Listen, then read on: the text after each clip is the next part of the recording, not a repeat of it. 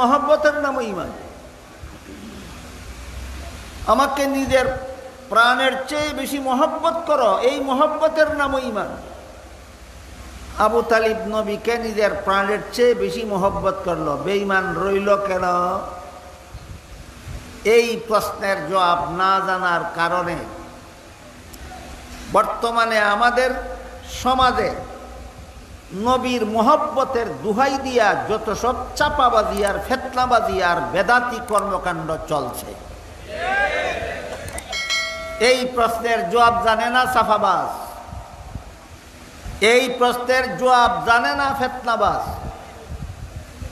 এই প্রশ্নের জবাব জানে না বেদাতিরা। এই জন্য বর্তমান বাইতুল মুকাররম মসজিদের সম্মানিত খতিব সাহেব আল্লামা মুফতি আব্দুল মালেক সাহেব দামাত বারাকাতুহু সারা বাংলাদেশে আঙ্গুলে গোনার মতো টপ লেভেলের যে কয়েকজন মাত্র আলেম আছেন, এর মধ্যে একজন।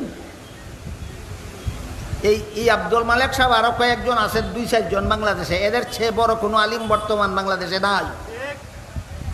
তাহলে আব্দুল মালেক সাহেব একজন সাধারণ আলেম না বাংলাদেশের শীর্ষস্থানীয় আলেম, জাতীয় মসজিদের খতিব, বাইতুল মুকাররম মসজিদের খতিব। তিনি এই 3 নম্বর ইটটাকে বেদাত বলেছেন মন গড়া না নবীর তরিকার বিরুদ্ধে হওয়ার কারণে?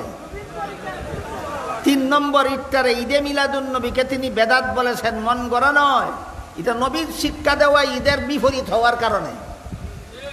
এই কারণে এক সাফাবাজ, ফতোয়াবাজ, ফিতনাবাজ বলে কোনটা সুন্নত কোনটা বেদাত আপনি ফতোয়া দেবেন না কেন?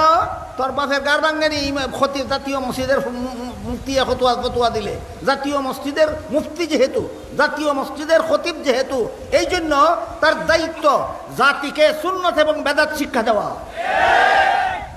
জাতীয় মসজিদের খতিবের ওই দায়িত্ব জাতিকে সুন্নত কোনটা বেদাত কোনটা শিক্ষা দেওয়া। তোর মতো ফতোয়াবাদের চাফাবাদের ভিত্তিতে জাতীয় মসজিদ দায়িত্ব পালন করে না, জাতীয় মসজিদ দায়িত্ব পালন করে নবীর তরিকা মতো। কি আছে? নবীর জন্য নবুয়তের দলিল আছে, সিরাতুন নবীতে কি আছে? ইসলামের যাবতীয় বিধিবিধান আছে। 2 কথা পরিষ্কার বুঝে নেওয়া দরকার। মিলাদুন নবীতে কি আছে? নবীর জন্য নবুয়তের দলিল আছে। সিরাতুন নবীতে কি আছে? উম্মতের জন্য শরীয়তের দলিল আছে।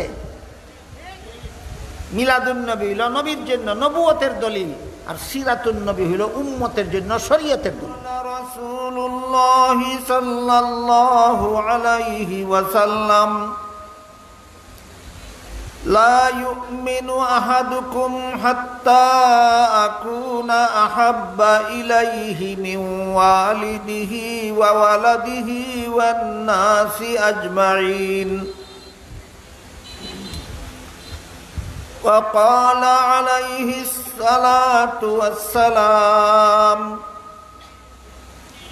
من أحب سنتي فقد أحبني ومن أحبني كان معي في الجنة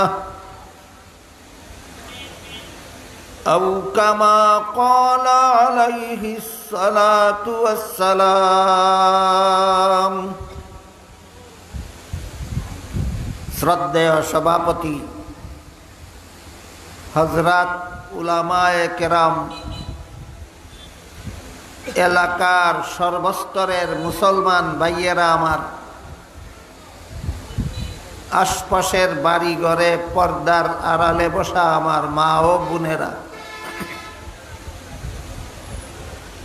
পবিত্র কোরআনের যে আয়াতের অংশ আমি আপনাদের সামনে তিলাওয়াত করেছি, আন-নাবিয়্যু আউলা বিল মুমিনিন, এর অর্থ হলো নবী করিম সাল্লাল্লাহু আলাইহি ওয়াসাল্লাম মুমিনদের কাছে সবচেয়ে বেশি মহব্বতের পাত্র। নবীর চেয়ে বেশি মহব্বত আল্লাহর সৃষ্ট জগতের মধ্যে আর কারো হইতে পারে না।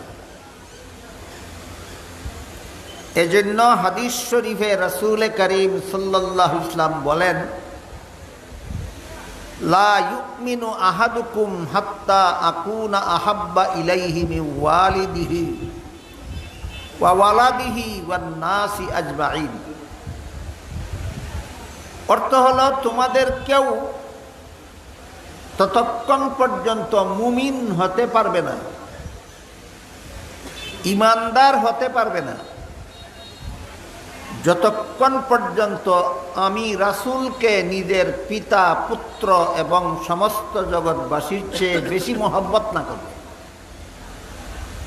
পরিষ্কার ভাষায় রাসূল বলেন, নবীকে জগৎবাসীর চেয়ে বেশি মহব্বত না করলে মুমিন হইতে পারবে না। আরেক হাদিসে উল্লেখ আছে, রাসূল করিম সাল্লাল্লাহু আলাইহি ওয়াসাল্লাম হযরত উমর ফারুক রাদিয়াল্লাহু আনহুকে বলেন, উমর, তুমি যদি সমস্ত জগৎবাসীর চেয়ে, এমনকি তোমার প্রাণের চেয়ে বেশি মহব্বত আমি রাসূলকে না করো, তাইলে তুমি ইমানদার হতে পারবে না। উমর বলেন, ওগো আল্লাহর রাসূল, আমি আপনাকে সমস্ত জগৎবাসীর চেয়ে বেশি মহব্বত করি, কিন্তু আমার প্রাণের চেয়ে বেশি মহব্বত করি কিনা তা চিন্তা ভাবনা না করে বলতে পারবো না। রাসূল বলেন, ঠিক আছে, চিন্তা ভাবনা করো, তারপরও বলতে হবে তুমি আমাকে তোমার প্রাণের চেয়ে বেশি মহব্বত করো কিনা। না বললে তুমি ইমানদার সাব্যস্ত হতে পারবে। একটু ভাবনা চিন্তা করার পরে উমর বলেন, হ্যাঁ, আমি চিন্তা ভাবনা করে দেখেছি, আমি আপনাকে আমার প্রাণের চেয়েও বেশি মহব্বত করি। তখন রাসূল বলেন, উমর, এখন সাব্যস্ত হলো তুমি ইমানদার। হাদিসগুলির দ্বারা আমরা কি বুঝলাম? রাসূলকে নিজের পিতার চেয়ে, নিজের পুত্রের চেয়ে, সমস্ত জগৎবাসীর চেয়ে, এমনকি নিজের প্রাণের চেয়েও বেশি মহব্বত করার নাম ঈমান। বুঝে থাকলে প্রশ্নটার জবাব দিবেন। রাসূলকে সমস্ত জগৎবাসীর চেয়ে, নিজের পিতা পুত্রের চেয়ে, এমনকি নিজের প্রাণের চেয়েও বেশি মহব্বত করার নাম ঈমান। রাসূলের মহব্বতের নাম ঈমান। এই জন্য আল্লাহ কোরআনে ঈমান শব্দের সাথে রাসূলের মহব্বত কথাটা উল্লেখ করেছে। বলেন, আন নাবিয়্যু আউলা বিল মুমিনিন। মুমিন মানে ঈমানদার। ঈমানদারগণের কাছে নবী সবচেয়ে বেশি মহব্বতের পাত্র। আয়াতের দ্বারাও সাব্যস্ত হইল, ঈমানদারগণ নবীকে সমস্ত জগৎবাসীর চেয়ে বেশি মহব্বত করার নাম ঈমান। রাসূলের হাদিসের দ্বারাও সাব্যস্ত হলো, রাসূলকে সমস্ত জগৎবাসীর চেয়ে, নিজের পিতা পুত্রের চেয়ে, এমনকি নিজের প্রাণের চেয়েও মহব্বত করার নাম ঈমান। মহব্বতের নামও ঈমান। এই কথাটা ভুলে যাবেন না, স্মরণ রাখুন। এবার একটা ঘটনা শুনুন।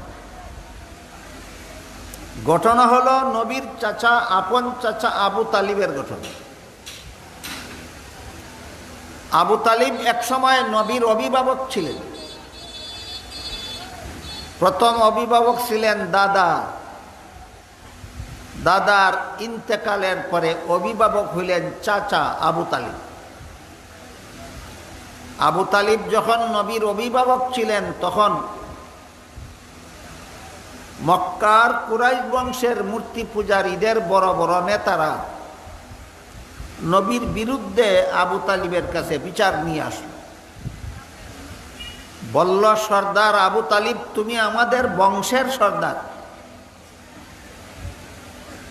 তুমিও মূর্তি পূজা করো, আমরাও মূর্তি পূজা করি, আমাদের পূর্বপুরুষরাও মূর্তি পূজা করে গেছে, কিন্তু তোমার ভাতিজা মুহাম্মদ মূর্তি পূজার বিরুদ্ধে কথা বলে, লা ইলাহা ইল্লাল্লাহর দাওয়াত দেয়। এটা হইল বাপদাদার ধর্মের বিরুদ্ধে বিদ্রোহ। এটা আমরা সহ্য করতে পারি। তোমার বাতিজা হওয়ার কারণে এতদিন বরদাস্ত করেছি, আর বরদাস্ত করা সম্ভব নয়। এখন হয়তো তুমি তোমার বাতিজা মুহাম্মদকে সামলাও, না পারলে বলো আমরা পিটাইয়া শায়েস্তা করে দেব।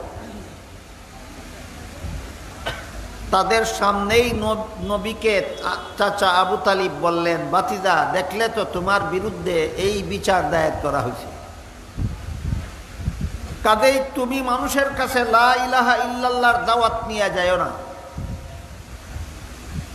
রাসূল করিম সাল্লাল্লাহু আলাইহি ওয়াসাল্লাম চাচার কথার জবাব না দিয়া কান্দা শুরু করে, চক্ষু দিয়া পানি গড়াইয়া পড়তে লাগলো।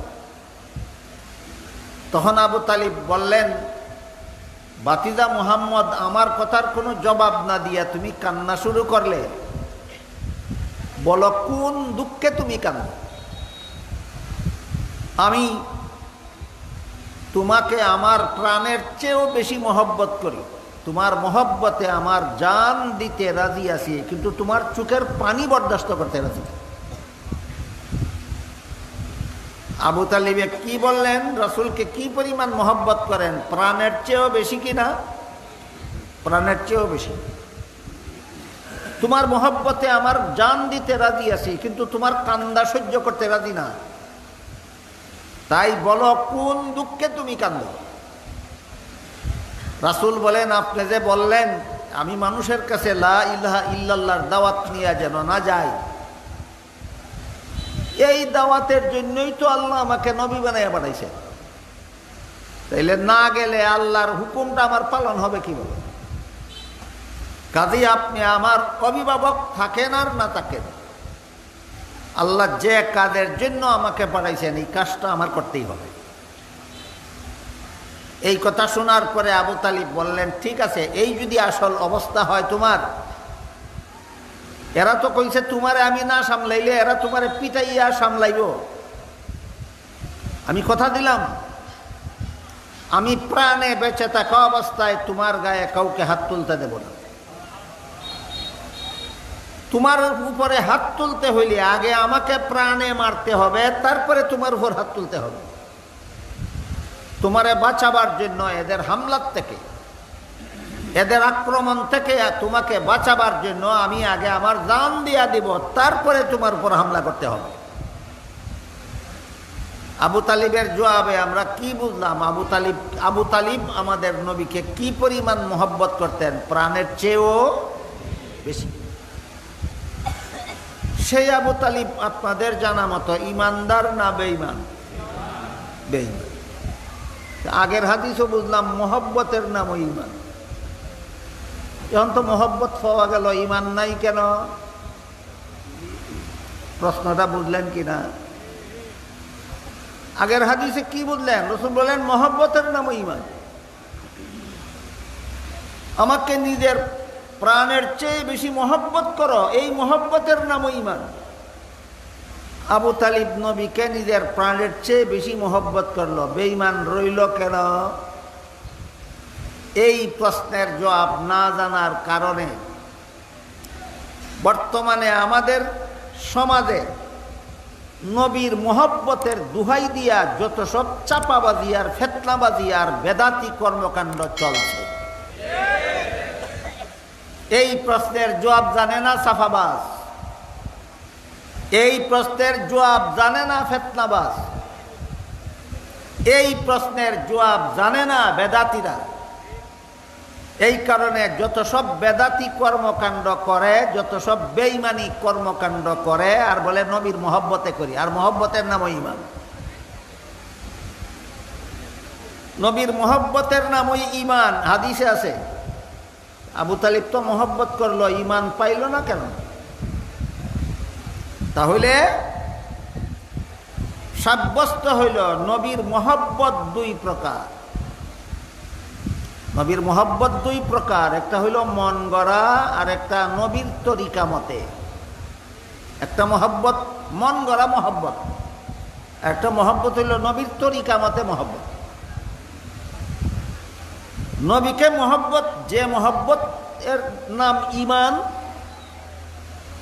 এই মহব্বত মন গড়া করলে হবে না, বরং হাদিস শরীফে রাসূল করিম সাল্লাল্লাহু আলাইহি ওয়াসাল্লাম বলেন, মান আহাব্বা সুন্নতি ফাকাদ আহাব্বানি। আমাকে মহব্বত করার নাম যে ঈমান, এটা কোন মহব্বত? আমার সুন্নতকে মহব্বত করার নাম ঈমান। যে আমার সুন্নতকে মহব্বত করলো, সেই আমাকে মহব্বত করলো, সেই ঈমানদার। এবার বলেন আবু তালিব নবীর সুন্নতকে মহব্বত করার মাধ্যমে নবীকে মহব্বত করলো না সুন্নত সারা? আবু তালিব নবীকে নবীর সুন্নত সারা, নবীর তরিকা সারা মহব্বত করছে। এই মহব্বতের নাম ঈমান নয়। সাহাবায়ে কেরাম, খুলাফায়ে রাশিদিন, আবু বকর সিদ্দিক রাদিয়াল্লাহু আনহু, উমর ফারুক রাদিয়াল্লাহু আনহু, তারা নবীকে মহব্বত করেছেন নবীর তরিকা মতো, নবীর সুন্নতকে মহব্বত করার মাধ্যমে নবীকে মহব্বত করেছেন। তাহলে নবীর মহব্বত দুই প্রকার, একটা নবীর সুন্নত সারা মহব্বত, একটা নবীর সুন্নতকে মহব্বত করার মাধ্যমে মহব্বত। সুন্নত সারা মহব্বতের নাম ঈমান নয়। এই জন্য আবু তালিবের মধ্যে মহব্বত ছিল, ঈমান ছিল না। সুন্নতওয়ালা মহব্বতের নাম ঈমান। এই জন্য সাহাবায়ে কেরামের মহব্বতের নাম হইল ঈমান। বুঝে থাকলে এবার বলেন, আপনারা কি নবীর মহব্বতে জান দিতে রাজি আছেন? আবু তালিবের মতো না সাহাবাগণের মতো? বেশ কম কি? আবু তালিব মন গড়া মহব্বত করে, সাহাবায়ে কেরাম নবীর তরিকা মতো মহব্বত করে। আবু তালিব কেমন মহব্বত করে? মন গড়া। আর সাহাবায়ে কেরাম নবীকে মহব্বত করেছেন নবীর তরিকা মতো, নবীর সুন্নতকে মহব্বত করার মাধ্যমে নবীকে মহব্বত করে। যেহেতু নবীর সুন্নত বাদ দিয়া মন গড়া ভাবে নবীরে মহব্বত করে নবীর মহব্বতে জান দিলেও ঈমানদার হয় না। নবীর সুন্নতকে মহব্বত করার মাধ্যমে নবীকে মহব্বত করলে ঈমানদার হয়। এই জন্য জরুরি ভিত্তিতে সমস্ত মুমিন মুসলমান উম্মতের জানা দরকার যে নবীর সুন্নত কোন জিনিসের নাম, যেটারে আমি মহব্বত করলে নবীকে মহব্বত করা হবে, যেই সুন্নতে মহব্বত করলে আমি ঈমানদার হব। এই কথাগুলি না জানার কারণে আজকাল কেউ কেউ বলে থাকে যে আবু তালিবের মহব্বতের সাথে তো মুমিন মুসলমানের মহব্বতের তুলনা চলে না। আবু তালিব বেঈমান ছিল, এই জন্য তার মহব্বত এর মূল্য নাই। মুমিন মুসলমান তো ঈমানদার, এদের মহব্বতের মূল্য আছে। এটা তো তোমার চাপাবাজি, যে তোমার মন গড়া যুক্তি। নবী এই কথা বলেন নাই। নবী বলেন আমার সুন্নতরে মহব্বত করলে আমারে মহব্বত করলো, এই মহব্বতের নাম না। আবু তালিব নবীর সুন্নতরে মহব্বত করছে না, নবীরে মহব্বত করছে, এই জন্য বেঈমান।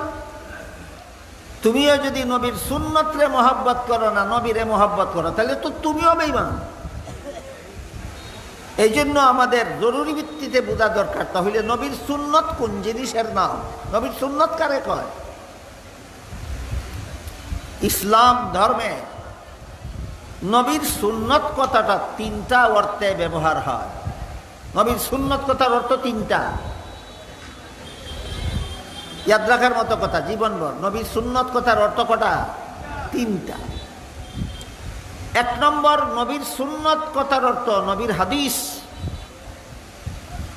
দুই নম্বর, নবীর সুন্নত কথার অর্থ নবীর আমল। ওই আমল যে আমল উম্মতের জন্য অনুসরণীয়, নবীর যে আমলের গুরুত্ব ফরজ ওয়াজিবের চেয়ে কম এবং নফল মুস্তাহাবের চেয়ে বেশি, নবীর এমন আমলকেও নবীর সুন্নত বলা হয়। তিন নম্বর, নবীর সুন্নত অর্থ নবীর তরিকা, নবীর শিক্ষা দেওয়া নিয়ম পদ্ধতি। মনে রাখা লাগবো সামনের কথাগুলি বুঝার জন্য। যেহেতু নবী বলছেন আমাকে মহব্বত করার নাম ঈমান, মন গড়া মহব্বত নয়, আমার সুন্নতকে মহব্বত করলে আমাকে মহব্বত করা হবে। কাজে আমি ইমানদার হইতে হইলে নবীকে মহব্বত করতে হবে মন গড়া মতে নয়, নবীর সুন্নত মতে। এই জন্য নবীর আমার ইমান আছে কি নাই বোঝার জন্য নবীর সুন্নত আমার মধ্যে আছে কি নাই বুঝে নিতে হবে। নবীর সুন্নত কথার তিন অর্থ: 1 নম্বর নবীর হাদিস, 2 নম্বর নবীর আমল, 3 নম্বর নবীর তরিকা। মনে রাখুন সামনের কথাগুলি বুঝার জন্য। নবীর সুন্নত কথার 1 নম্বর অর্থ নবীর হাদিস, নবীর সুন্নত কথার 2 নম্বর অর্থ নবীর আমল, নবীর সুন্নত কথার 3 নম্বর অর্থ নবীর তরিকা। তরিকা মানে শিক্ষা দেওয়া পদ্ধতি। মুসলমানের জীবনের সকল কাজের পদ্ধতি নবী শিক্ষা দিয়েছেন। এই পদ্ধতিটার নামও নবীর সুন্নত, এটারে নবীর তরিকাও বলা হয়। বুঝে থাকলে একটু দয়া করে বলেন তো নবীর সুন্নত কথার অর্থ কটা? 1 নম্বর নবীর হাদিস, 2 নম্বর নবীর আমল, 3 নম্বর নবীর তরিকা। নবীর হাদিস, নবীর আমল, নবীর তরিকা। এক হাদিসে রাসূল করিম সাল্লাল্লাহু আলাইহি ওয়াসাল্লাম বলেন, তারাকতু ফীকুম আমরাইনি লান তাদিল্লু মা তামাসসাকতুম বিহিমা, কিতাব আল্লাহি ওয়া সুন্নাত রাসূলিহি আও কামা ক্বালা আলাইহিস সালাতু ওয়াসসালাম। এর অর্থ হলো, হে আমার উম্মত মুসলমানেরা, আমি দুনিয়ার থেকে বিদায়কালে তোমাদের কাছে 2টি জিনিস রেখে যাচ্ছি। যতদিন পর্যন্ত তোমরা আমার রেখে যাওয়া 2টি জিনিস শক্তভাবে আঁকড়িয়ে থাকবে, ধারণ করে থাকবে, ততদিন পর্যন্ত তোমরা বিপদগামী হবে না। আমার রেখে যাওয়া 2টি জিনিসের প্রথমটির নাম হলো আল্লাহর কিতাব কুরআন, দ্বিতীয়টির নাম হলো আল্লাহর রাসূলের সুন্নত হাদিস। এই হাদিসে আল্লাহ রাসূল নিজেই নবীর হাদিসকে নবীর সুন্নত বলেছেন।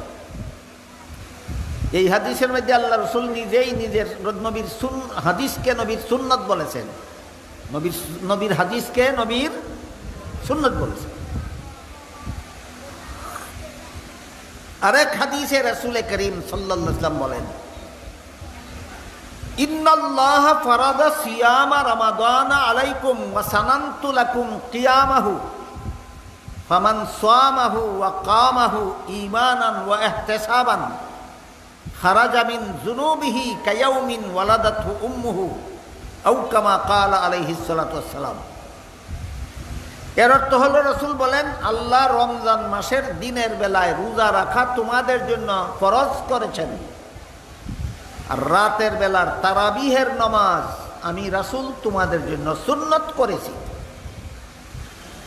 রমজানের দিনের বেলায় রোজা রাখা আল্লাহর ফরজ, আর রাতের বেলায় তারাবির নামাজ পড়া নবীর সুন্নত। তারাবির নামাজ নবী নিজে পড়ছেন, আমাদেরকেও পড়তে বলেছেন। কাজেই তারাবির নামাজ নবীর আমল, এটা হইল নবীর সুন্নত কথার 2 নম্বর অর্থ। এই হাদিসে নবী নিজেই নবীর সুন্নত কথাটাকে নবীর আমল অর্থে ব্যবহার করেছেন। আরেক হাদিসে রাসূল করিম সাল্লাল্লাহু আলাইহি ওয়াসাল্লাম বলেন, মান তামাসসাকা বিসুন্নতি ইনদা ফাসাদি উম্মতি ফালাহু আজরু শাহীদ আও কামা ক্বালা আলাইহিস সালাতু ওয়াসসালাম। এই হাদিসের অর্থ হলো, যে যুগে আমার উম্মতেরা আমার সুন্নত থেকে দূরে সরে যাবে, সেই যুগে যারাই আমার সুন্নতে অটল থাকবে 100 শহীদের সওয়াব পাবে।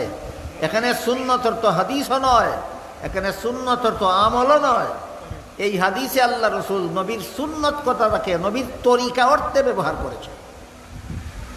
যে যুগে মানুষ সওয়াবের কাজ করব মন গড়া তরিকায়, সেই যুগে যারা সওয়াবের কাজ করবে নবীর তরিকা মতে, এরা শহীদের সওয়াব পাবে। তৃতীয় হাদিসে নবীর সুন্নত কথাটাকে নবী নিজেই নবীর তরিকা অর্থে ব্যবহার করেছেন। এখান থেকে সুন্নত আর বিদাতের পার্থক্য পরিষ্কার হইয়া যায়। পাশাপাশি আর একটা হাদিসে আল্লাহ রাসূল বলেছেন, ইয়্যাকুম ওয়া মুহদাসাতিল উমুর ফা ইন্না কুল্লা মুহদাসাতিন বিদআতুন ওয়া কুল্লা বিদআতিন দালালা ওয়া কুল্লা দালালাতিন ফিন্নার আও কামা ক্বালা আলাইহিস সালাতু ওয়াস সালাম। রাসূল বলেন, সাবধান আমার উম্মত মুসলমানেরা, ধর্মের কাজ, ইসলাম ধর্মের কাজ, সওয়াবের কাজ মন গড়া মতে করবে না, আবার সুন্নত মতে করবে। সওয়াবের কাজ যদি নবীর তরিকা মতে করা হয়, এটাকে নবীর সুন্নত বলা হয় ৩ নম্বর অর্থে। আর ইসলামের কোনো কাজ, ধর্মের কোনো কাজ, সওয়াবের কাজ যদি মন গড়া মতে করা হয়, রাসূল বলেন এমন মন গড়া সওয়াবের কাজের নাম বিদআত। মন গড়া সওয়াবের কাজের নাম বিদআত। আজকে বুঝলেন বিদআত কারে কয়? সংসারের কাজরে বিদআত কয় না ধর্মের কাজরে বিদআত কয়? হ্যাঁ, সংসারের কাজরে বিদআত কয় না, ধর্মের কাজের নাম বিদআত। কেন? যে নবীর তরিকা মতে নয়, এটা মন গড়া মতে করা হয়, এই জন্য বিদআত। ধর্মের নামে যে কাজ নবীর তরিকা মতে না করে মন গড়া মতে করা হয়, ধর্মের এমন কাজের নাম রাসূল বলেন বিদআত। বুঝলেন আজকে বিদআত কারে কয়? সংসারের কাজ মন গড়া করলে বিদআত হয় না ধর্মের কাজ? ধর্মের কাজ বিদআত হবে কেন? নবীর তরিকা মতে না, এরা তার মন গড়া যুক্তি দিয়া করে, এই জন্য বিদআত। তাহলে বিদআত হইল সুন্নতের বিপরীতটার নাম। 1 নম্বর অর্থে সুন্নতের বিপরীতটার নাম বিদআত নয়। সুন্নত শব্দের 2 নম্বর অর্থের বিপরীতটার নাম বিদআত নয়। 3 নম্বর অর্থে সুন্নতের বিপরীতটার নাম বিদআত। একটু মনোযোগ দিয়ে শুনতে হবে, আলেম ওলামাদের জন্য কঠিন হবে না, যেটা তারা জানাই আছে। আপনারা যারা আলেম না এবং মাদ্রাসার নিচের জমাতের ছাত্র, আপনারা একটু মনোযোগ দিয়ে শুনলে বুঝবেন, ভাষা ভাবে শুনলে বুঝবেন না। সুন্নত কথার 1 নম্বর অর্থ হাদিস, এর বিপরীতটার নাম বিদআত নয়। সুন্নত কথার 2 নম্বর অর্থ হইল নবীর আমল, এটার বিপরীতটার নাম বিদআত নয়। নবীর সুন্নত কথার 3 নম্বর অর্থ হইল নবীর তরিকা, এর বিপরীতটার নাম বিদআত। তাইলে নবীর 1 নম্বর অর্থে নবীর সুন্নতের বিপরীত করলে বিদআত, নবীর সুন্নত কথার 2 নম্বর অর্থের বিপরীতটার নাম বিদআত, না নবীর সুন্নত কথার 3 নম্বরটার বিপরীতটার নাম বিদআত? নবীর সুন্নত কথার 3 নম্বর অর্থ কি? তরিকা, নিয়ম, পদ্ধতি। ধর্মের যে কাজ যে নিয়মে করতে নবী শিক্ষা দিয়েছেন, ধর্মের যে আমল যে পদ্ধতিতে করতে নবী শিক্ষা দিয়েছেন, পদ্ধতি পাল্টাইলেই বিদআত, পদ্ধতি পাল্টাইলেই বিদআত।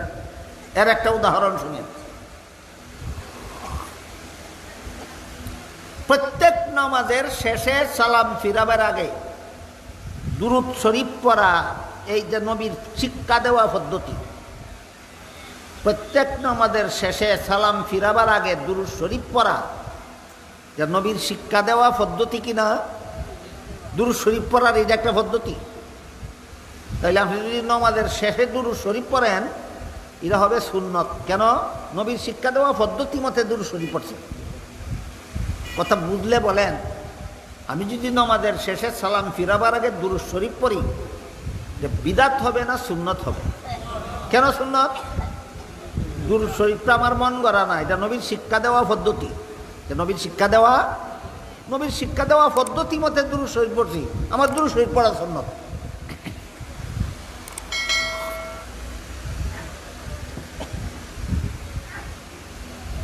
একটা কথা বললে হয়তো অনেকের বুঝতে একটু কঠিন হবে, তারপরে বলি, ওয়াজের ফাঁকে ফাঁকে দুরূদ শরীফ পড়া এটা নবীর শিক্ষা দেওয়া পদ্ধতি নয়। এই জন্য ফতোয়ায়ে শামিতে লেখা আছে ওয়াজের ফাঁকে ফাঁকে দুরূদ শরীফ পড়া বিদআত। দল বেঁধে সুর ধরে ওয়াজের ফাঁকে ফাঁকে দুরূদ শরীফ পড়া বিদআত, ফতোয়ায়ে শামিতে লেখা আছে। কেন? এই দুরূদ নবীর শিক্ষা দেওয়া পদ্ধতির দুরূদ নয়, এটা মন গড়া পদ্ধতির দুরূদ। এই উদাহরণটা যদি বুঝতে আপনাদের কঠিন হয়, তাই সহজ একটা উদাহরণ দিই, সেটা হইল এই নমাজের শেষে সালাম ফিরাবার আগে দুরূদ শরীফ পড়ি যদি আমি, তাহলে আমার দুরূদ শরীফ পড়া সুন্নত হবে কেন? যে নবীর শিক্ষা দেওয়া পদ্ধতি। তাই বলে যদি আমি নামাজের শুরুতেও একবার দুরূদ শরীফ পড়ে নেই, নিয়ত করার পরে সুবহানাকা পড়ার আগে দুরূদ শরীফ পড়লাম, তারপরে সুবহানাকার থেকে বাকিটা পড়লাম, আমার এখনের দুরূদ শরীফ পড়াটা সুন্নত হবে না বিদাত হবে? কেন বিদাত? এটা নবীর তরিকার দুরূদ না, এটা মন গড়া দুরূদ। এখন বুঝলেন কিনা? বুঝা থাকলে বলেন, নমাজের শেষে পড়া দুরূদ নবীর তরিকার দুরূদ হওয়ার কারণে সুন্নত, নমাজের শুরুতে দুরূদ পড়লে নবীর তরিকার দুরূদ না, এটা মন গড়া দুরূদ, তোমার দুরূদ বিদাত। সুন্নত আর বিদাতের পার্থক্যটা কি আমরা বুঝতে পারলাম? নবীর সুন্নত কথার ৩ নম্বর অর্থ নবীর তরিকা, নবীর শিক্ষা দেওয়া পদ্ধতি। এই পদ্ধতিতে যারা পাল্টাইয়া মন গড়া পদ্ধতি বের করে, এই মন গড়া পদ্ধতিকেই ইসলামী শরীয়তের পরিভাষায় বিদাত বলা হয়। এই মর্মে হাদিস শরীফে রাসূল করিম সাল্লাল্লাহু আলাইহি ওয়াসাল্লাম বলেন, ইয়াকুম ওয়া মুহদাসাতিল উমুর ফা ইন্না কুল্লা মুহদাসাতিন বিদআতুন ওয়া কুল্লা বিদআতিন দালালা ওয়া কুল্লা দালালাতিন ফিন্নার, আও কামা ক্বালা আলাইহিস সালাতু ওয়াস সালাম। সাবধান আমার উম্মত মুসলমানেরা, ধর্মের কাজ মন গড়া পদ্ধতিতে করিও না, তাহলে বিদাত হইব। ধর্মের কাজ মন গড়া ভাবে করলে বিদাত হইব। ধর্মের যেই কাজ যেভাবে করতে নবী শিক্ষা দিয়েছেন সেইভাবে করলে হবে সুন্নত। ধর্মের কাজ নবীর শিক্ষা দেওয়া পদ্ধতি বাদ দিয়া নিজের মন গড়া পদ্ধতিতে করলে হবে বিদাত। কথাটা না বুঝার কারণে আজকে লিখছি অনেক বিদাতি মৌলবীরাও সাফাবাজি করে। কেমন সাফাবাজি? কয় মসজিদে কাতার সুজা করার জন্য যে দাগ দেওয়া হয়, এটা তো নবী শিক্ষা দিচ্ছেন না। নবীর আমলে মসজিদে দাগ দেওয়া হইতো না, সাহাবায়ে কেরাম আমলেও মসজিদে দাগ দেওয়া হইতো না, তাবেঈনের যুগে তাবেঈনের যুগে চার মাযহাবের 4 ইমামের যুগে কাতার সুজা করার জন্য মসজিদে দাগ দেওয়া হইতো না। কাজেই দাগ দেওয়া এটা তো নবীর শিক্ষা দেওয়া পদ্ধতি না, তাইলে দাগ দেওয়া বিদাত কিনা? এটা চাপাবাদী। আপনারা যারা শরীয়তের বিধিবিধান কোরআন হাদিস পড়েন নাই, শিখেন নাই, বুঝেন না, শরীয়তের বিধিবিধান সঠিকভাবে জানেন না, আপনাদেরকে চাপাবাজি কইরা এই বিদাত গিলাইতো চায়। কেমন চাপাবাজিটা এখানে করছে এটা আপনাদেরকে একটু আমি পরিষ্কার করে বলি।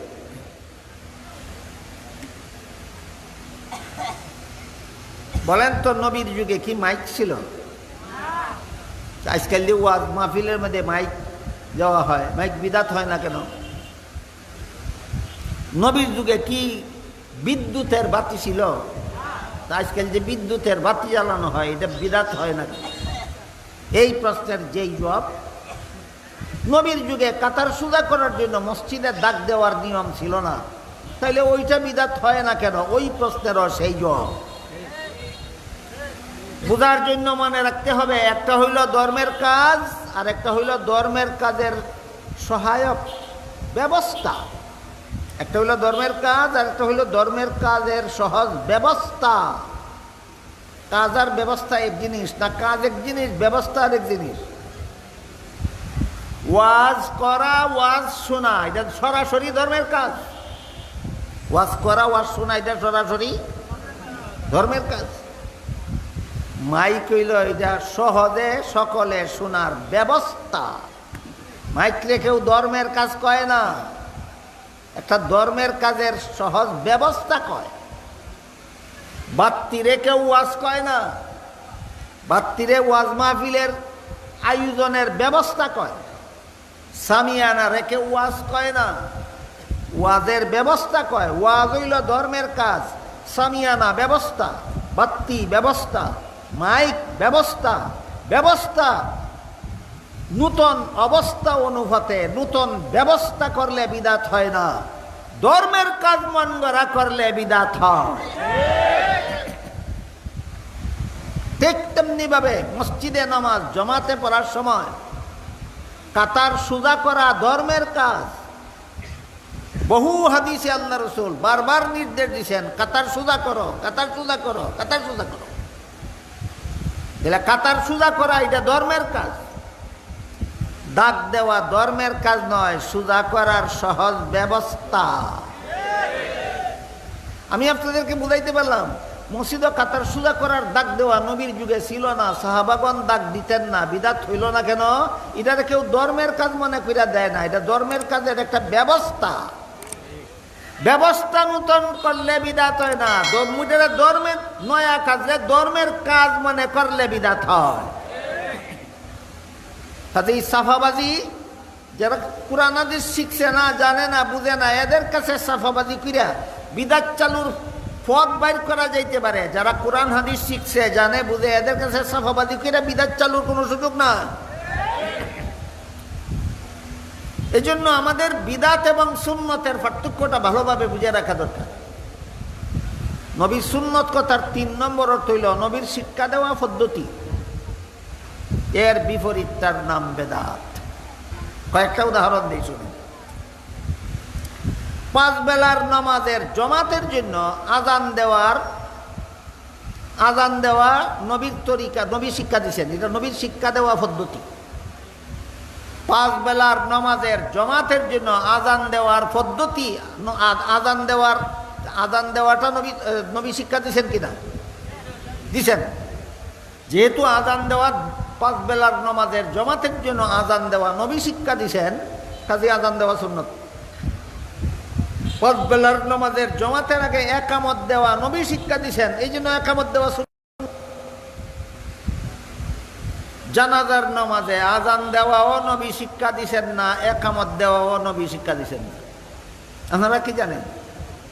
জানাজার নামাজের জমাতের জন্য আজান দেওয়া শিক্ষা দিছেন নবী?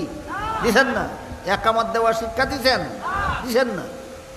এখন যদি কেউ সাফাবাজি শুরু করে দেয়, ফজরের সময় আজান দিলাম, একামত দিলাম, সুন্নত হইল। জোহরের সময় আজান দিলাম, একামত দিলাম, সুন্নত হইল। আসরের সময় আজান দিলাম, একামত দিলাম, সুন্নত হইল। মাগরিবের সময়, এশার সময়, জুম্মার সময় আজান দিলাম, একামত দিলাম, সুন্নত হইল। না, জানাজার নামাজও আজান দিলাম, একামত দিলাম, বিদাত হবে কেন? এটা কি শরীয়ত মতো কথা বলে না সাফাবাজি শুরু করছে? এই সাফাবাজিটাই হইল বিদাতীদের সবচেয়ে বড় হাতিয়ার। বিদাতীদের হাতিয়ার কোরআন হাদিসের দলিল না সাফাবাজি? চাপাবাজি হইল বিদাতীদের হাতিয়ার, আর কোরআন হাদিস হইল সত্যিকারের মুমিন মুসলমানের দলিল।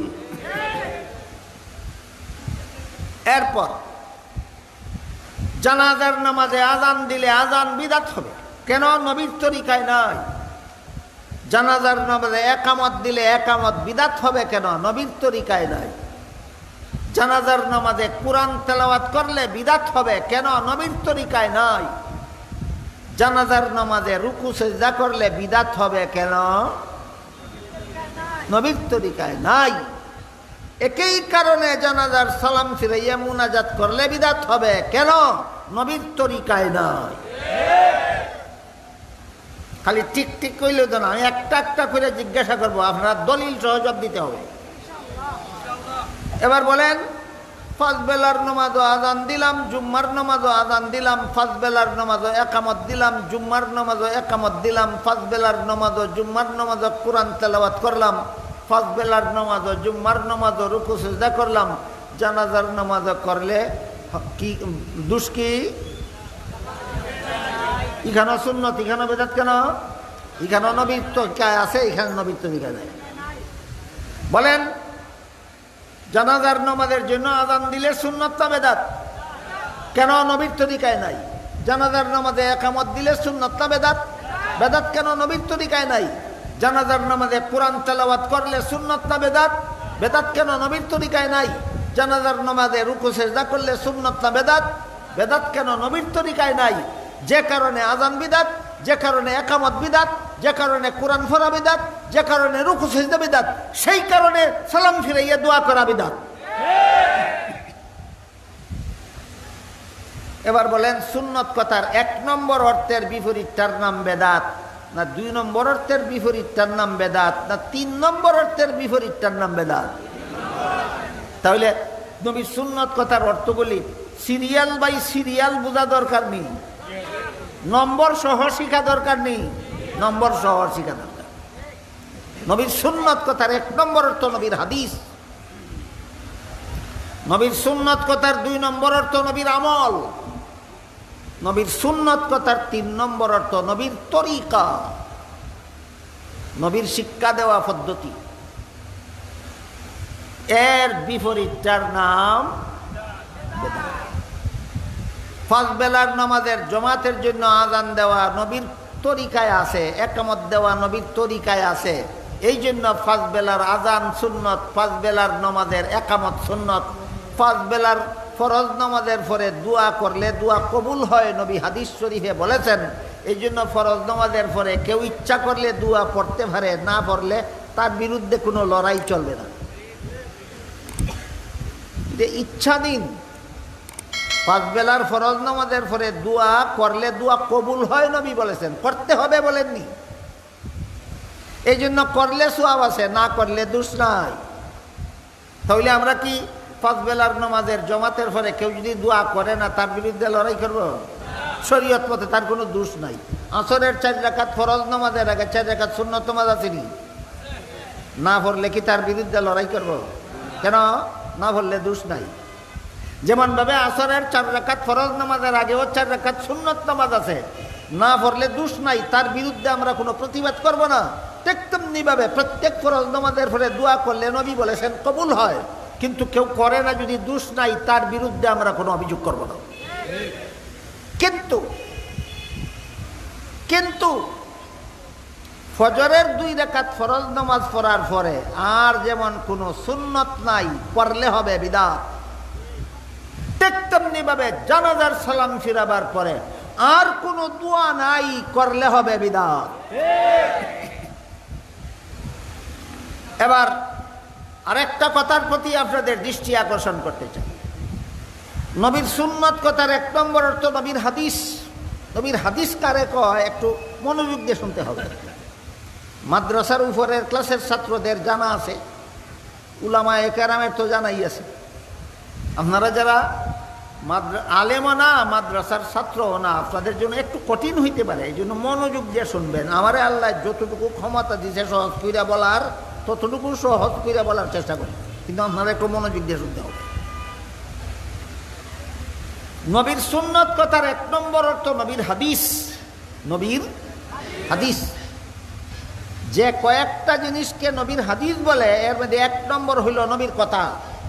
নবীর কথার নাম নবীর হাদিস, নবীর কথার নাম।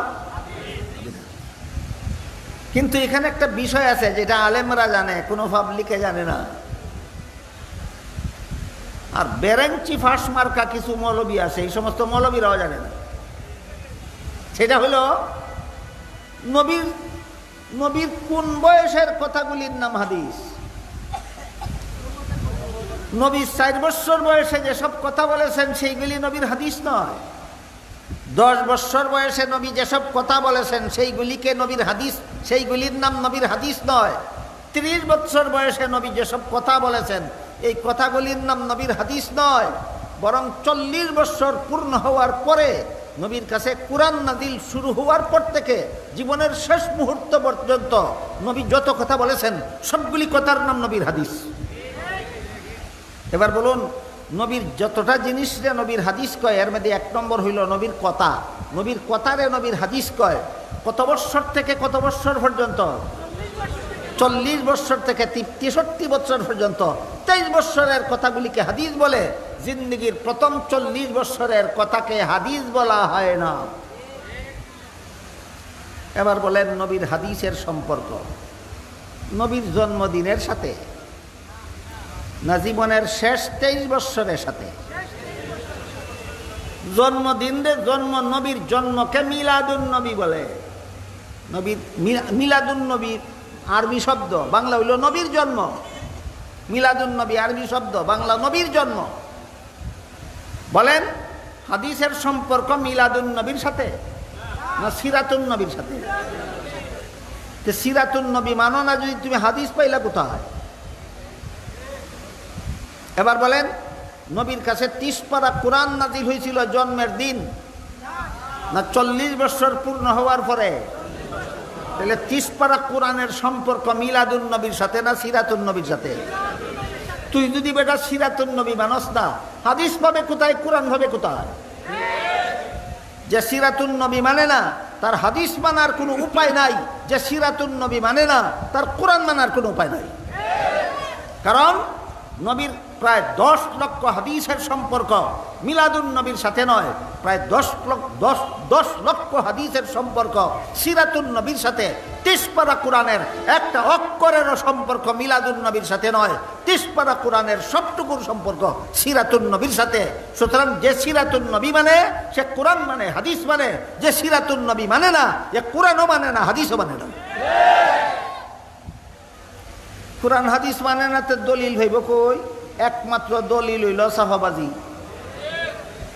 কোরআন হাদিস মানুষ তাদের দলিল কই ভেবে? দলিল হইল সাফাবাজি। একটা সাফাবাজির কথা শুনেন। নবী জন্ম হওয়ার কারণে আমরা বৎসরে 2টা ঈদ খাইলাম। একটা ঈদের নাম ঈদুল ফিতির, একটা ঈদের নাম ঈদুল আজহা। কে বলেছেন? নবী বলেছেন। আমাদের নবী বলে গেছেন, আমার মুসলমান উম্মতের জন্য আল্লাহর পক্ষ থেকে বাৎসরিক 2টা ঈদের ব্যবস্থা দেওয়া হয়েছে। একটা ঈদের নাম ঈদুল ফিতির, একটা ঈদের নাম ঈদুল আজহা। আমাদের নবী কি বলেছেন? মুসলমান উম্মতের জন্য আল্লাহর পক্ষ থেকে বাৎসরিক ঈদ কটা দেওয়া হয়েছে? 2টা। একটা নাম ঈদুল ফিতির আর একটা নাম ঈদুল। এখানে বিদাতিরা সাফাবাজেরা কয়েক সিস্টেমে সাফাবাজি চালায়। এর মধ্যে একটা সাফাবাজি হইল বৎসরে ঈদ 2টা। এই কথা ভুল। প্রত্যেক শুক্রবারও ঈদ, সারা বৎসরে 52টা শুক্রবারে 52টা ঈদ। আর ঈদুল ফিতির আর ঈদুল আজহা 52-এর সাথে আরও 2টা ঈদ যুক্ত হইয়া মুসলমানের সারা বৎসরে ঈদ হয় 54টা। কাজেই যারা বলে ঈদ 2টা এরা ভুল কয়। আরে গাদার গাদা, 52 শুক্রবারে 52টা ঈদ যে এটা সাপ্তাহিক, এটা কি বাৎসরিক ঈদ না সাপ্তাহিক ঈদ? এই গাদার গাদা, তুই সাপ্তাহিকটারে বাৎসরিকের সাথে নিয়ে জোড়া দিলে কোন কারণে? এটার নাম তুই সাফাবাজি। কেমনে কেমনে সাফাবাজি করে বুঝেন কিনা দেখেন। প্রত্যেক শুক্রবারে মুসলমানের ঈদ, এটা ঠিক আছে, হাদিসে আছে। তাহলে সারা বছরে 52 শুক্রবারে 52 ঈদ। আমি জিজ্ঞেস করি, 52 শুক্রবারে 52 ঈদ বাৎসরিক না সাপ্তাহিক? আর ঈদুল ফিতির আর ঈদুল আজহা সাপ্তাহিক না বাৎসরিক? তাহলে সাপ্তাহিক ঈদ হইল 52টা, বাৎসরিক ঈদ হইল 2টা। এটার সাথে এটা জোড়া দেশকার লাগিয়া সাফাবাজি ছাড়া আর কিছু নয়। এলো সাফাবাজির একটা পদ্ধতি। এই চাপাবাদিগুলি আপনাদের বোঝা দরকার। এই বাটপারে কোনটার সাথে কোনটা মিলায়? সব বাৎসরিক ঈদের সাথে সাপ্তাহিক ঈদ জোড়াই দিয়া 54টা বানায়। আসলে কি বাৎসরিক ঈদ 54টা না বাৎসরিক 2টাও? বাৎসরিক 2টা। তাহলে 12ই রবিউল আউয়ালে ঈদে মিলাদুন নবী নামে আর একটা ঈদ করলে নবীর পদ্ধতি, নবীর শিক্ষা দেওয়ার তরিকা তাকে না বদলায়? এই জন্য 12ই রবিউল আউয়ালে ঈদে মিলাদুন নবী করা বিদআত। কারণ 12ই রবিউল আউয়াল প্রত্যেক সপ্তাহে আসে না বছরে একবার? বছরে একবার আসে, রসুল বলছেন 2টা। তোর ঈদ বছরে আয় 3বার। 3 নম্বরটা নবীর তরিকার ঈদ নয়, 3 নম্বরটা তোর মন গড়া ঈদ। এই জন্য আগে 2টা সুন্নত, 3 নম্বরটা বিদআত। সাফাবাজিটা বুঝতে পারলেন আপনারা? এখনের সাফাবাজি ঠিক আছে, মানলাম। নবী বলছেন বাৎসরিক ঈদ মুসলমানের 2টা, একটা ঈদুল ফিতির, একটা ঈদুল আজহা। কার উসিলায় ভাইলাম? নবীর উসিলায়। কাজে যে নবীর উসিলায় ঈদুল ফিতির পাইলাম, যে নবীর উসিলায় ঈদুল আজহা পাইলাম, এই নবী দুনিয়াতে জন্ম হইয়া আসছেন বললা পাইলাম। কাজে নবীর জন্ম 2 ঈদের বড় ঈদ। এটাও নবীর সুন্নত না সাফাবাজি? তোর সাফাবাজি যদি আমি একটু সময়ের জন্য মানা নেই যে নবী দুনিয়াতে আগমন করেছেন জন্মগ্রহণ এর মাধ্যমে, এর উসিলায় ভাইলাম ঈদুল ফিতির আর ঈদুল আজহা। এই কারণে যদি নবীর জন্মটা 2 ঈদের থেকে বড় ঈদ হয়, নবীর তো হয়েছিলাম নবীর বাবার উসিলায়। নবীর জন্ম হয়েছিলেন বাবার গরণই না বাবার গরণা? নবীর ভাবছিলাম খার কারণে বাবার জন্মদিনের ঈদ গেল। নবীর বাবা দুনিয়াতে আসছিলেন কার উসিলায়? দাদার উসিলায়। এই দাদার জন্মদিন ঈদ গেল কো? নবীর দাদা দুনিয়াতে আসছিলেন নবীর পরদাদার উসিলায়। এই সাফাবাজ বেদাতি, নবীর পরদাদার জন্মদিনের ঈদ গেল কো? কেমনে কেমনে সাফাবাজি করে, আর সাফাবাজির জবটা কেমনে কেমনে দিবেন আপনারা বুঝলেন কিনা? তাইলে যে নবী দুনিয়াতে আগমনের উসিলায় ঈদুল ফিতির পাইলাম, ঈদুল আজহা পাইলাম, এই সাফাবাদিটা যদি 3 নম্বর ঈদের দলিল হয়, তে নবীর যে বাবার উসিলায় নবী পাইলাম সেই বাবার জন্মদিনের ঈদ গেল কই? নবীর দাদার জন্মের উসিলায় নবীর বাবারে পাইছিলাম, নবীর দাদার জন্মদিনের ঈদ গেল কই? নবীর পরদাদার জন্মের উসিলায় নবীর দাদারে পাইছিলাম, নবীর পরদাদার জন্মদিনের ঈদ গেল কোথায়?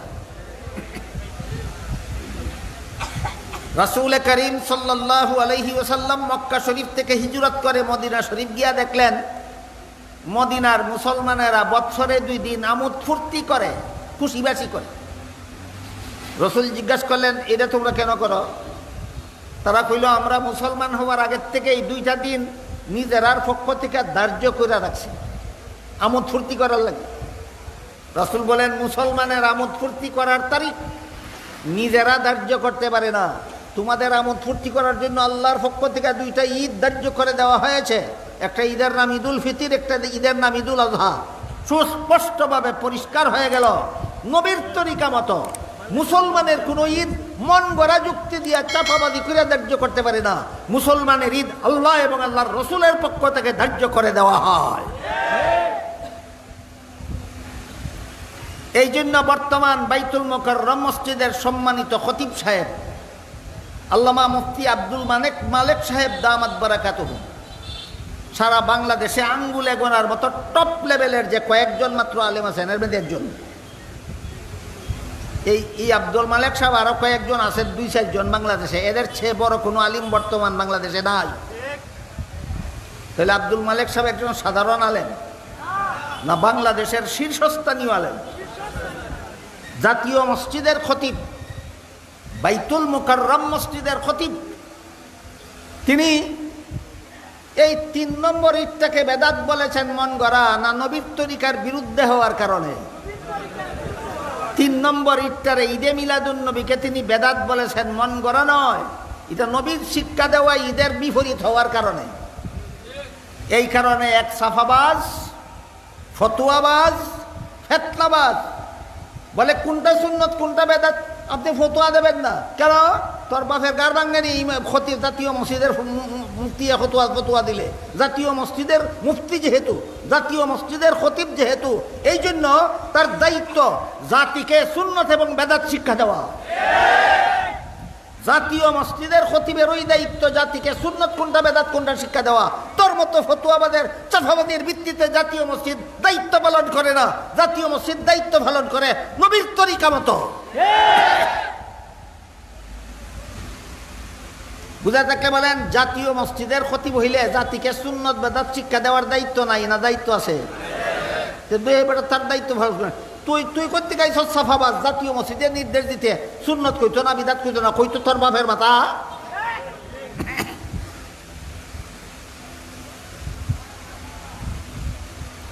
এবার আমরা বোঝার চেষ্টা করি, নবীর সুন্নত কথার 1 নম্বর অর্থ নবীর হাদিস। মনে আছে কথা?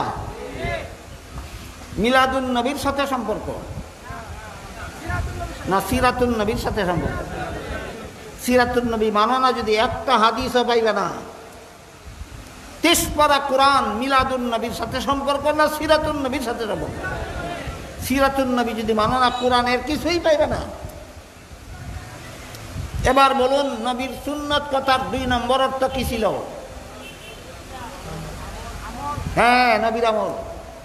তারাবির নামাজ নবীর আমল, এই জন্য আমাদের জন্য সুন্নত। তারাবির নামাজ নবীর আমল, এই জন্য আমাদের জন্য সুন্নত।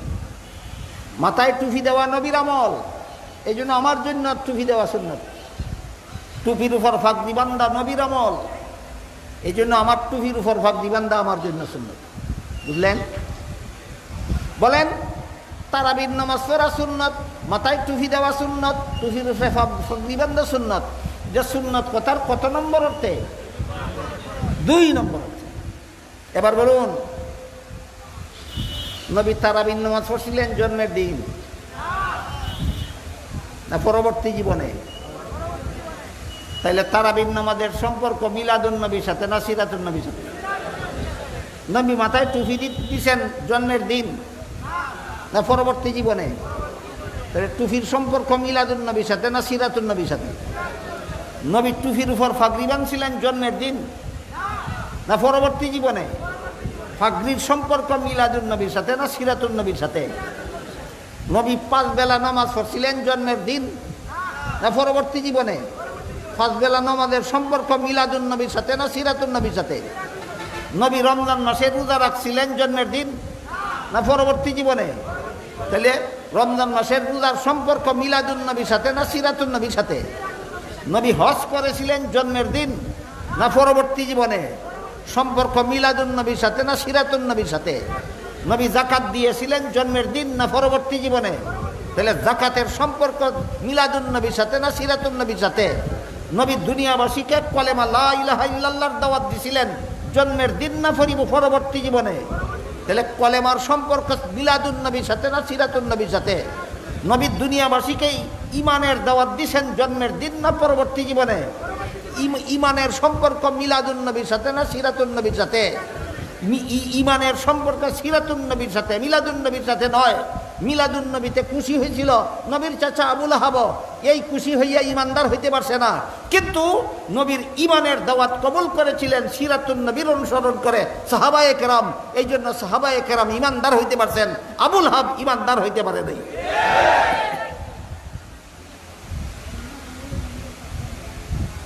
এক হাদিসে উল্লেখ আছে, রাসূল করিম সাল্লাল্লাহু আলাইহি ওয়াসাল্লাম বলেন, ইমানের ৭৭টা শাখা প্রশাখা আছে। ইমানের শাখা প্রশাখা কটা? ৭৭টা। এর মধ্যে 1 নম্বর হইল লা ইলাহা ইল্লাল্লাহ। ইমানের ৭৭টা শাখা প্রশাখার মধ্যে 1 নম্বর লা ইলাহা ইল্লাল্লাহ। আর ৭৭ নম্বর রাস্তা থেকে কষ্টদায়ক বস্তু সরাইয়া দেওয়া। মধ্যে আছে আরো ৭৭টা। এইগুলি হইল পরিপূর্ণ ঈমান, এইগুলি হইল ইসলামের বিধিবিধান। এবার বলেন, ইসলামের যাবতীয় বিধিবিধান রসুল জন্মের দিন শিক্ষা দিয়েছেন না পরবর্তী জীবনে? তাহলে ইসলামের সমস্ত বিধিবিধানের সম্পর্ক মিলাদুন নবীর সাথে না সিরাতুন নবীর সাথে? এই সিরাতুন নবী বাদ দিয়া মিলাদুন নবী নিয়ে এত পাগল কেন? কারণ এটা ছিল আবুল আহাবের চরিত্র। ইসলামের বিধিবিধান একটাও মানে না, কিন্তু নবীর জন্মে খুশি দেখায়। ইসলামের কোনো বিধিবিধান না মেনে নবীর জন্মে খুশি দেখানি মুমিন মুসলমানের চরিত্র নয়, আবুল আহাবের চরিত্র। কেমনে কেমনে একটু খোলা খালা কই। নবী যখন জন্ম হয়েছেন তখন আবুল আহাবের এক বান্দি ছিল সুয়াইবা। সুয়াইবায় আবুল আহাবের বান্দি সুয়াইবায় আবুল আহাবের কাছে নবী যে জন্ম হয়েছেন সংবাদটা দিছে। এই সংবাদে খুশি হইয়া আবুল আহাব বান্দিরে সারা জীবনের জন্য আজাদ করে দিছে, স্বাধীন করে দিছে। বলেন, আবুল আহাব নিজের বান্দিরে আজাদ করছিল কিনা? নবীর জন্মে বেজার হইয়া না খুশি হইয়া? তাহলে আবুল আহাব যে নবীর জন্মে খুশি ছিল, এই ব্যাপারে কোনো সন্দেহ আছে? সন্দেহ নেই। ইসলামের কোন কোন বিধান গ্রহণ করেছে? একটাও না। আবুল আহাব আশিকে রাসূল হলো না কেন? নবীর জন্যে খুশি দেখাইলে মুসলমান হয় না, নবীর দিন গ্রহণ করলে মুসলমান হয়। ইসলামের বিধিবিধান কবুল করলে মুসলমান হয়। আরে এখনকার জমানার মুসলমানরা কেমনে বুঝাইতো? আমার ছোটবেলায় যে সব মুসলমান দেখছি আমি, ওই ধরনের মুসলমান আজকাল কম দেখি। আমি আপনারা একটু কই, আমার ছোটবেলায় কেমন মুসলমান দেখছি আর এখন কেমন মুসলমান দেখি। আমি আমার 10-12 বছর বয়সে সমাজের মুসলমানদেরকে দেখেছি এইভাবে। তারা শিশুকালেই মক্তবে গিয়া, সকালবেলার মক্তবে গিয়া 4 কলেমা শিক্ষা মুসলমান হইত। এই 4 কলেমার মধ্যে 3 নম্বর কলেমাটা হইল আমানতু বিল্লাহি কামা হুয়া বিআসমাইহি ওয়া সিফাতিহি ওয়া কাবিলতু জামিয়া আহকামিহি। যে শেষ কথাটা কাবিলতু জামিয়া আহকামিহি, ইসলামের যাবতীয় বিধিবিধান গ্রহণ কইরা আমি মুসলমান হইলাম। বলেন কাবিলতু জামিয়া আহকামিহি অর্থ কি? আল্লাহ প্রদত্ত ইসলামের যত বিধিবিধান আছে সবগুলি আমি গ্রহণ করে মুসলমান হইলাম। আপনারা কি গ্রহণ করে মুসলমান হয়েছেন? ইসলামের যাবতীয় বিধিবিধান গ্রহণ করে মুসলমান হয়েছেন। এবার বলেন কাবিলতু জামিয়া আহকামিহি, আবুল হাব স্বীকার করছে? নবীর জন্য খুশি ছিল কিনা? ইসলামের বিধিবিধান গ্রহণ করে না, নবীর জন্য খুশি হয়। এইভাবে যদি ইমানদার মুমিন মুসলমান হইতে পারতো, তোরার মতো সাফাবাদের আগে আবুল হাব 1 নম্বর মুমিন মুসলমান হয়ে যেত। ইসলামের বিধিবিধান গ্রহণ না কইরা নবীর জন্য খুশি দেখানি মুমিন মুসলমানের কাজ নয়, আবুল হাবের মতো বেঈমানের কাজ। ইসলামের বিধিবিধান গ্রহণ না কইরা নবীর জন্য খুশি দেখানি মুমিন মুসলমানের কাজ না, আবুল হাবের মতো বেঈমান কাফিরের কাজ। ইসলামের যাবতীয় বিধিবিধান আল্লাহ রসুল বলেছেন এর শাখা প্রশাখা হইল 77টা। 1 নম্বরটা হইল লা ইলাহা ইল্লাল্লাহ, 1 নম্বরটা লা ইলাহা ইল্লাল্লাহ। আর 77 নম্বরটা হইল রাস্তা থেকে কষ্টদায়ক বস্তু সরাইয়া দেওয়া। কথাগুলি বুঝে থাকলে এবার বলুন, এই ইসলামের যাবতীয় বিধিবিধান ইমানের 77 শাখা প্রশাখার সম্পর্ক মিলাদুন নবীর সাথে না সিরাতুন নবীর সাথে? তাইলে মিলাদুন নবীতে কি আছে এটা এখন বোঝার দরকার। মিলাদুন নবীতে কি আছে? মিলাদুন নবীতে এমন কিছু বিষয় আছে যেইগুলি আমল করার মতো নয়, পালন করার মতো নয়, পালন করার ক্ষমতা কোনো মানুষের নাই। এমন কিছু জিনিস আছে মিলাদুন নবীতে। আগেই বলেছি মিলাদুন নবী অর্থ নবীর জন্ম। মিলাদুন নবী অর্থ নবীর জন্ম। নবীর জন্মের মধ্যে তোমার পালন করার কিছু নাই, আমল করার কিছু নাই। ইমানের 77টা শাখা প্রশাখার একটাও মিলাদুন নবীর সাথে সম্পর্কিত নয়, সবগুলি সিরাতুন নবীর সাথে সম্পর্কিত। সুতরাং সিরাতুন নবী হইল মুসলমানের আমল করার বিষয়, পালন করার বিষয়। মিলাদুন নবী মুসলমানের আমল করার বিষয় নয়, পালন করার বিষয় নয়। তাহলে মিলাদুন নবীতে আছেটা কি এটা বোঝান দরকার। মিলাদুন নবীতে তিনি যে নবী ছিলেন এই কথার অনেক দলিল আছে। আছেটা কি? নবুয়তের দলিল আছে। মিলাদুন নবীতে কি আছে? নবীর জন্য নবুয়তের দলিল আছে। সিরাতুন নবীতে কি আছে? ইসলামের যাবতীয় বিধিবিধান আছে। দুই কথা পরিষ্কার বুঝে নেওয়া দরকার। মিলাদুন নবীতে কি আছে? নবীর জন্য নবুয়তের দলিল আছে। সিরাতুন নবীতে কি আছে? উম্মতের জন্য শরীয়তের দলিল আছে। মিলাদুন নবী হইল নবীর জন্য নবুয়তের দলিল, আর সিরাতুন নবী হইল উম্মতের জন্য শরীয়তের দলিল। মিলাদুন নবীতে আমাদের অনুসরণ করার কিছু নাই, অনুকরণ করার কিছু নাই। মিলাদুন নবীতে আমাদের পালন করার কিছু নাই। এই কথাটার একটু খুলাসা হওয়া দরকার। কি বলেন আপনারা? শুনবেন আর কয়েক মিনিট? এবার শুনুন। আগেই বলেছি মিলাদুন নবী অর্থ আমাদের নবীর জন্ম। মিলাদুন নবী অর্থ নবীর জন্ম। আমাদের নবীর জন্ম হয়েছিলেন, মায়ের গর্ভ থেকে ভূমিষ্ঠ হয়েছিলেন খতনা করা অবস্থায়। বলুন কি অবস্থায়? পারবা তুমি পালন করতে? কোন বাপের বেটায় পারবো? নবী যেভাবে জন্মেছেন এইভাবে জন্মইত। কিন্তু 5 বেলার ফরজ নামাজের বেলায় নবী বলেন সল্লু কামা রাআইতুমুনি উসাল্লি, আমাকে যেভাবে নামাজ পড়তে দেখো তোমরা সেভাবে নামাজ পড়ো। নামাজ নবী যেভাবে পড়ছেন এইভাবে পড়তে আমাদেরকে বলছেন। জন্ম নবী যেভাবে হয়েছেন এইভাবে কোনো বাপের বেট কোনো লোকের বাপেও নবীর মতো জন্ম হতে পারবে না। তাইলে নবীর জন্মে আছে কি? নবীর জন্মে নবী, তিনি যে নবী ছিলেন এই কথার দলিল আছে। উম্মতে পালন করার, আমল করার, অনুসরণ করার কিছু নয়। 2 নম্বর, নবী জন্ম হয়েছিলেন নার কাটা অবস্থায়। নার কাটা বুঝেন? সন্তান যতদিন মায়ের গর্ভে থাকে ততদিন পর্যন্ত সন্তানের নাভির সাথে একটা নল মায়ের গর্ভতলির সাথে সংযুক্ত থাকে। এটা দিয়ে মায়ের শরীরের রক্ত গর্ভের সন্তানের শরীরে ঢুকে। প্রসব হইলে পরে, সন্তান জন্ম হইলে পরে নাভির সাথে সংযুক্ত নলটা কাটটা দিতে হয়। এটারে নার কাটা কয়। নবীর জন্ম হয়েছিলেন নার কাটা অবস্থায়। আমরা নার কাটা অবস্থায় জন্ম হই না, জন্ম হওয়ার পরে কাটতে দিতে হয়? তাহলে মিলাদুন নবী পালন করা যায় না শুধু আলোচনা করা যায়? কাজে যারা বলে মিলাদুন নবী পালন করি, মিথ্যাবাদী। তোর বাপেও মিলাদুন নবী পালন করতে পারবে না। আমাদের নবী মুহাম্মদুর রাসূলুল্লাহ সাল্লাল্লাহু আলাইহি ওয়াসাল্লাম জন্ম হওয়া মাত্রই আল্লাহর শুকরিয়া আদায় করে দোয়া পড়েছেন। জন্ম হওয়ার সাথে সাথে আল্লাহর শুকরিয়া আদায় করে আর কোনো বাপের হতে দোয়া করতে পারবো? তাহলে মিলাদ নবী যেভাবে জন্ম হয়েছে এইভাবে জন্ম হওয়া যাবে? যাবে না। তাইলে মিলাদুন নবীতে কি আছে? মিলাদুন নবীতে উম্মতের জন্য আমল করার কিছু নাই, পালন করার কিছু নাই, অনুসরণ করার কিছু নাই, অনুকরণ করার কিছু নাই। এমন কতগুলি ঘটনা আছে যেগুলি তিনি যে নবী ছিলেন সেই কথার দলিল। মিলাদুন নবীতে নবীর জন্য নবুয়তের দলিল আছে, উম্মতের জন্য পালন করার কিছু নাই। আর সিরাতুন নবী শুধু নবীর জন্য নবুয়তের দলিল নয়, সিরাতুন নবীর বেশিরভাগ অংশই উম্মতের জন্য আমল করার জন্য, পালন করার জন্য, অনুসরণ করার জন্য, অনুকরণ করার জন্য। গেল নবীর সুন্নত কথার 1 নম্বর অর্থ কি ছিল? হাদিস। সম্পর্ক মিলাদুন নবীর সাথে না সিরাতুন নবীর সাথে? নবীর সুন্নত কথার 2 নম্বর অর্থ নবীর আমল। সম্পর্ক মিলাদুন নবীর সাথে না সিরাতুন নবীর সাথে? সিরাতুন নবীর সাথে।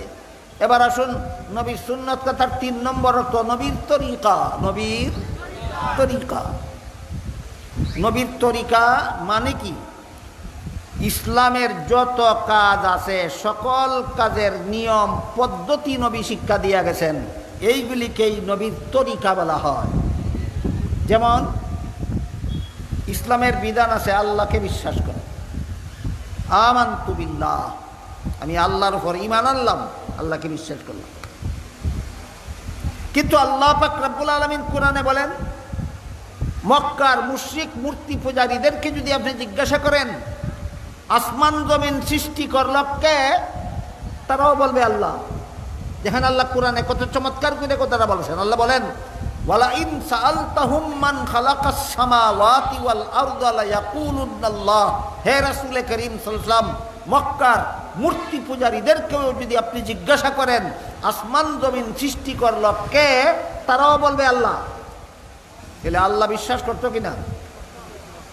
মক্কার কুরাইশ বংশের মূর্তি পূজারীরাও আসমান জমিনের সৃষ্টিকর্তা একমাত্র আল্লাহ এই কথা বিশ্বাস করত। তাইলে আল্লাহ বিশ্বাস করতো কিনা? করত। ইমানদার না বেঈমান? কেন আল্লাহ বিশ্বাস করে বেঈমান কেন? আল্লাহ বিশ্বাস করতো তাদের মন গড়া মতো, নবীর তরিকা মতো নয়। নবীর তরিকা মতো নয়। তাইলে নবীর তরিকা মতো আল্লাহ বিশ্বাস করতাম। নবীর তরিকা মতো আল্লাহ বিশ্বাস হইল ওয়াহদাহু লা শারীকা লাহু। ওয়াহদাহু, আল্লাহকে ওয়াহদাহু লা শারীকা লাহু বিশ্বাস করলে নবীর তরিকা মতো আল্লাহ বিশ্বাস হয়। ওয়াহদাহু অর্থ বলতে পারেন কেউ? আল্লাহ একক, আল্লাহর কোনো দ্বিতীয় নাই। লা শারীকা লাহু অর্থ বলতে পারেন কেউ? আল্লাহর কোনো শরীকদার নাই, আল্লাহর কোনো শরীকদার নেই।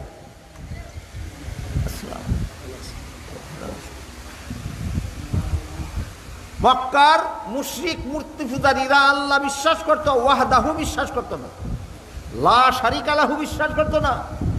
দুনিয়ার সমস্ত ইহুদিরা আল্লাহ বিশ্বাস করে, ওয়াহদাহু লা শারীকা লাহু বিশ্বাস করে না। দুনিয়ার সমস্ত খ্রিস্টানেরা আল্লাহ বিশ্বাস করে, ওয়াহদাহু লা শারীকা লাহু বিশ্বাস করে না। এই জন্যই মুহাম্মদুর রাসূলুল্লাহ সাল্লাল্লাহু আলাইহি ওয়াসাল্লাম যখন আশহাদু আল্লা ইলাহা ইল্লাল্লাহু ওয়াহদাহু লা শারীকা লাহু ওয়া আশহাদু আন্না মুহাম্মাদান আবদুহু ওয়া রাসূলুহু এর দাওয়াত দেওয়া শুরু করলেন, 3 দল মানুষের রাসূলকে প্রশ্ন করলো। একই প্রশ্ন, 3 দলের প্রশ্ন একটা। মূর্তি পূজারীরা প্রশ্ন করলো, হে মুহাম্মদ, আল্লাহরে তো আমরা তোমার জন্মের আগের থেকেই বিশ্বাস করি, তুমি কোন আল্লাহর দাওয়াত দাও? ইহুদিরা প্রশ্ন করলো, হে মুহাম্মদ, আল্লাহরে তো তোমার জন্মের আগের থেকে আমরা বিশ্বাস করি, তুমি কোন আল্লাহর বিশ্বাসের কথা বলো? খ্রিস্টানেরা প্রশ্ন করলো, হে মুহাম্মদ, আল্লাহরে তো তোমার জন্মের আগের থেকে আমরা বিশ্বাস করি, তুমি কোন আল্লাহর দাওয়াত দাও? জবাবে আল্লাহ একটা সূরা নাজিল করেন। সূরার নাম সূরা ইখলাস। সাধারণ মুসলমানে কয় কুল হু আল্লাহ সূরা, জবাব দিয়ে আল্লাহ সূরা নাযিল করে বলেন, কুল, তিন দলের প্রশ্নের জবাবে বলে দিন, হুয়াল্লাহু আহাদ, আমি এক আল্লাহর দাওয়াত দেই। ইহুদিরা দুই আল্লাহ মানে, মুসলমানেরা মানে এক আল্লাহ। খ্রিস্টানেরা তিন আল্লাহ মানে, মুসলমানে মানে এক আল্লাহ। আর মূর্তি পূজারীরা 360 খুদা মানে, বড় বড় খুদা করলে 360টা হয়, আর ছোট বড় সবগুলি খুদার সংখ্যা হইল 33 কোটি। বুঝে থাকলে বলেন, মূর্তি পূজারীদের বড় খুদা কতগুলি? 360। আর ছোট বড় সমস্ত খুদা কতজন? 33 কোটি। এই জন্য মূর্তি পূজারীদেরকে বহুবাদী বলা হয়। খ্রিস্টানেরা 3 খুদা মানে, এই জন্য খ্রিস্টানদেরকে তৃতীয়বাদী বলা হয়। ইহুদিরা 2 খুদা মানে, এই জন্য ইহুদিদেরকে দ্বিতীয়বাদী বলা হয়। মুহাম্মদুর রাসূলুল্লাহর তরিকা মতে আল্লাহ মানতে হইলে ওয়াহদাহু লা শারীকা লাহু মানতে হবে। এই জন্য মুসলমানদেরকে একত্ববাদী বলা হয়। কাহিনী বুঝে থাকলে এবার বলুন, মূর্তি পূজারীরা আল্লাহ মানত কিনা? মানত। খ্রিস্টানেরা আল্লাহ মানত কিনা? মানত। ইহুদিরা আল্লাহ মানত কিনা? আল্লাহ মানত। নবীর তরিকা মতো না মন গড়া মতো? বেঈমান না কাফির? কাফির। আল্লাহ মানে কাফির কেন? মন গড়া মতো আল্লাহ মানে। আল্লাহ নবীর তরিকা মতে আল্লাহ মানো, তাইলে তুমি মুসলমান হইবা। নবীর সুন্নত কথার 3 নম্বর অর্থ কি ছিল? নবীর তরিকা। নবীর সুন্নত কথার 3 নম্বর অর্থ কি ছিল? নবীর তরিকা। আমরা আল্লাহ মানব মূর্তি পূজারীদের পদ্ধতিতে, খ্রিস্টানদের পদ্ধতিতে, না ইহুদিদের পদ্ধতিতে, না নবীর শিক্ষা দেওয়া পদ্ধতিতে? নবীর শিক্ষা দেওয়া পদ্ধতিতে আল্লাহ মানতে হইলে ওয়াহদাহু লা শারীকা লাহু মানতে হবে। ইহুদিরা ওয়াহদাহু লা শারীকা লাহু মানে না, আল্লাহ মানে। খ্রিস্টানেরা আল্লাহ মানে, ওয়াহদাহু লা শারীকা লাহু মানে না। মূর্তি পূজারীরা আল্লাহ মানে, ওয়াহদাহু লা শারীকা লাহু মানে না।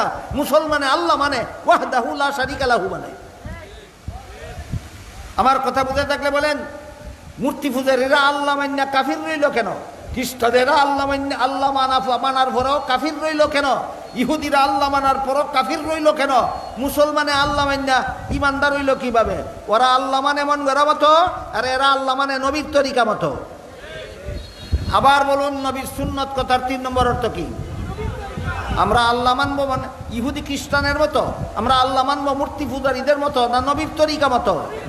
নবীর তরিকা মতো আল্লাহ মানার পদ্ধতি হইল ওয়াহদাহু লা শারীকা লাহু, ওয়াহদাহু লা শারীকা লাহু, ওয়াহদাহু লা শারীকা লাহু। এই কথা মানার কারণে আমরা মুসলমান। এই 2 শব্দ বাদ দিয়া ইহুদিও আল্লাহ মানে, খ্রিস্টানেও আল্লাহ মানে, মূর্তি পূজারীও আল্লাহ মানে, বেঈমান কাফির। সুতরাং যদি নবীর তরিকা মতো আল্লাহ না মানো, তাহলে তুমিও তাদের মতো কাফির। কাজেই নবীর তরিকা মতো আল্লাহ না মান্যা শুধু নবীর মহব্বতে জান দিতে রাজি থাকলে, নবীরে মন গড়া মতো মহব্বত করলে, আল্লাহরে মন গড়া মতো মানলে, যদি মুমিন মুসলমান হইতো, মূর্তি পূজারী তো মুমিন মুসলমান হইয়া যেত, ইহুদি খ্রিস্টান মুমিন মুসলমান হইয়া যেত। সুতরাং নবীর মহব্বত করতে হবে নবীর তরিকা মতো, আল্লাহ মানতে হবে নবীর তরিকা মতো।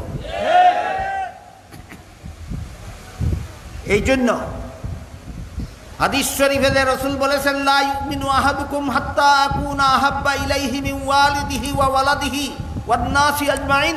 তোমাদের কেউ ততক্ষণ পর্যন্ত মুমিন মুসলমান হতে পারবে না যতক্ষণ পর্যন্ত আমি রাসূলকে নিজের পিতা, পুত্র এবং সমস্ত জগৎবাসীর চেয়ে বেশি মহব্বত না করবে। আবু তালিব সবচেয়ে বেশি মহব্বত রাসূলকে করতো কিনা? ইমানদার হইল না কেন? মন গড়াভাবে মহব্বত করছে, নবীর তরিকা মতে নয়। এক সাফাবাদে মিডিয়াতে দেখলাম, এক সাফাবাদে কয় আমরা যে ঈদে মিলাদুন নবী করি, নবীর মহব্বতে করি। তোর নবীর মহব্বতটা নবীর তরিকা মতো হয়েছে না মন গড়া মতো হয়েছে? মন গড়া মতো নবীরে মহব্বত করলে যদি ইমানদার হওয়া যেত, তো আবু তালিব তোর আগে ইমানদার হয়ে যেত। আর এক সাফাবাদে কয় আমরা যে নবীর জন্য খুশি দেখাই, যে নবীর মহব্বতেই দেখাই, তাহলে নবীর তরিকা বাদ দিয়া নবীর জন্য খুশি দেখাইলে যদি ইমানদার হওয়া যেত, তোর আগে তো আবুল হাব ইমানদার হইয়া যেত। আর এক সাফাবাদে কয় আমরা নবীর গুণ গাই, ওয়াহাবিরা নবীর দুষ কয়। ওয়াহাবি কেন আমি জানি না, নবীর দুষ কে কে কয়? আছে বাংলাদেশে কোনো আলেম আছে, কোনো মুসলমান নবীর দুষ কয় না গুণ কয়? নবীর গুণ কইতে কইতে কইতে কইতে সারা জীবনে শেষ করতে পারবে না। এই জন্য আমি নবীর সমস্ত গুণের একটা সমষ্টিবোধক শব্দ আপনারা কয়ে দেই, সেটা হইল সৃষ্টির স্রষ্ট।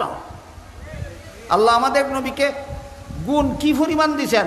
সৃষ্টির শ্রেষ্ঠ। আল্লাহ আমাদেরকে সৃষ্টির শ্রেষ্ঠ মর্যাদার অধিকারী বানাইছেন। এটা নবীর একটা দোষ কইলাম না গুণ? নবীর কয় ওয়াহাবিরা নবীর দোষ কয়, কেডাই নবীর দোষ কয় আমি জানি না। যদি কেউ কয় হেরে গিয়ে ইচ্ছা মতো ওয়াহাবি বলতে থাক। আমার জানা মতো বাংলাদেশের কোনো আলিম নবীর দোষ কয় না।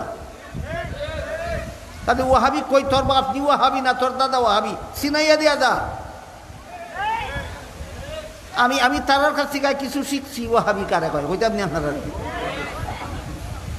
12ই রবিউল আউয়ালে যারা জশ্নে জুলুসে ঈদে মিলাদুন নবী করে এরা বলে সুন্নি। এরা কয় 12ই রবিউল আউয়ালে বলেন যারা ঈদে মিলাদুন নবী করে এরা কি কয়? সুন্নি কয়। আর যারা ঈদে মিলাদুন নবী 12ই রবিউল আউয়ালে করে না তারা কি কয়? এই একটা পাওয়া গেছে।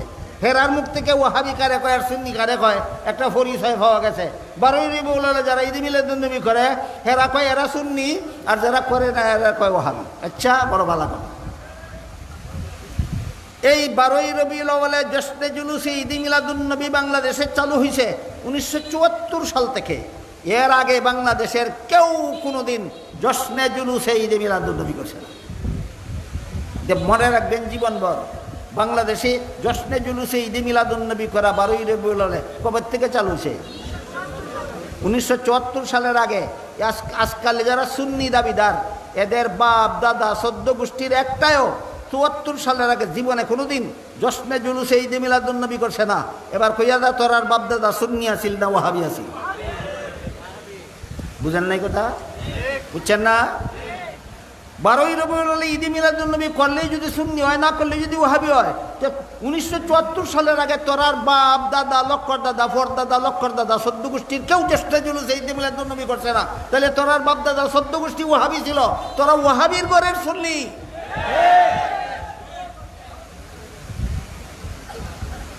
খামা একটা শব্দ বাইর করছে ওয়াহাবি আর সুন্নি।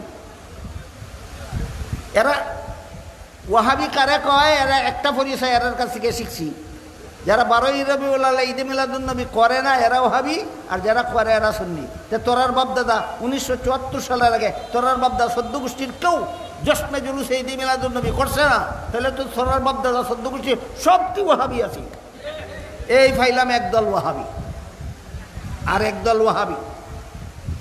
এইরকম নামদারি সুন্নিদের এক চাফাবাদে তার বক্তৃতার মধ্যে কইছে, মিডিয়াতে পাইছি আমি, কইছে যে ওয়াহাবিরা কয় হাসরের মাঠে আমাদের নবী সারা সমস্ত নবীগণ ইয়া নফসি বলবে। ও আল্লাহ আমার জান বাঁচাও, আমার জান বাঁচাও, আমার জান বাঁচাও। শুধুমাত্র মুহাম্মদুর রাসূলুল্লাহ বলবেন ইয়া উম্মতি, ও আল্লাহ আমার উম্মতরে বাঁচাও, আমার উম্মতরে বাঁচাও। এই হাদিসটা কি আজকে নতুন শুনলেন না আরো শুনেছেন? এই কথাটা কে বলেছেন? মুহাম্মদুর রাসূলুল্লাহ বলেছেন। মুহাম্মদুর রাসূলুল্লাহ বলছেন হাসরের মাঠে সমস্ত নবীরাই নফসি নফসি বলবেন, শুধু আমাদের নবী উম্মতি উম্মতি বলবেন। এটা কার কথা? আমাদের নবীর কথা। এক সাফাবাজ, ওই সুন্নি নামদারি দুঃখাবাজ এক সাফাবাজে কয় এই কথাটা হইল ওয়াহাবিরার কথা। যারা যে কয় নবীরা নফসি নফসি বলবেন, শুধু একজন নবী উম্মতি উম্মতি বলবেন, এরা ওই ওয়াহাবি। এই কথাটা কোন ওয়াহাবিয়ে কইছে না আপনাদের নবীয়ে কইছেন? এখন ওয়াহাবি কারে কইল? এই সাফাবাদের সাফাবাদ আবার ঠিক কইরা কও ওয়াহাবি কারে কস? তুই তো সারা দুনিয়ার সমস্ত মুসলমানের নবীর ওয়াহাবি কইছ। ওয়াহাবি কইয়া কারে গালি দেস? আমাদের নবীরে ওয়াহাবি কইয়া গালি দিছে। কইটা বলে ওয়াহাবিরার কথা। হাদিসের কিতাবে লেখা আছে এটা কোনো ওয়াহাবির কথা নয়, এটা স্বয়ং আমাদের নবীর কথা। হাসরের মাঠে সমস্ত নবীগণ নফসি নফসি বলবেন, শুধুমাত্র মুহাম্মদুর রাসূলুল্লাহ উম্মতি উম্মতি বলবেন। এটা ওয়াহাবির কথা নয়, এটা নবীর কথা। সাফাবাজ নামদারি সুন্নিরা কয় এটা বলে ওয়াহাবির কথা। কথাটা যদি ওয়াহাবির কথা হইয়া থাকে তাহলে ওয়াহাবি কারে কইল? নবীরে ওয়াহাবি কইল। যারা নবীরে ওয়াহাবি কইয়া গালি দেয় এদের মতো বেঈমান কাফির মুনাফিক জগতে আর কেউ হতে পারে না। ওয়াহাবির 3 নম্বর পরিচয়, 2টা পরিচয় দিলাম। ওয়াহাবির 3 নম্বর পরিচয়, অধ্যাপক গুলাম রসুলের লেখা পাক ভারতের মুসলমানের ইতিহাস পাকিস্তান আমলে কলেজের পাঠ্যপুস্তক পাঠ্য বই ছিল। আমি আমার ছোটোবেলায় ওই ইতিহাসগুলি ঘাটতাম।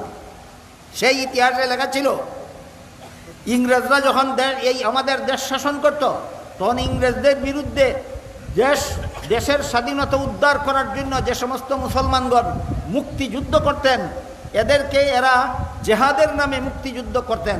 এই সমস্ত মুক্তিযোদ্ধাদেরকে তখন মুজাহিদ বলা হইত, মুজাহিদিন। অধ্যাপক গুলাম রসুল পাক ভারতের মুসলমানের ইতিহাস গ্রন্থের 3য় খণ্ডের 73 পৃষ্ঠায় লিখেছেন, ইংরেজরা ইংরেজ বিরোধী যোদ্ধাদেরকে সমাজে কলঙ্কিত করার জন্য ওয়াহাবি নামে আখ্যায়িত করে। তাইলে দেশের স্বাধীনতার জন্য যারা প্রাণ দিছেন, রক্ত দিছেন, তাদেরকে ওয়াহাবি বলতো ইংরেজরা। কাজেই এই সমস্ত হক্কানি আলিমদেরকে ওয়াহাবি বলা এটা ইংরেজের কাজ এবং ইংরেজের দালালদের কাজ।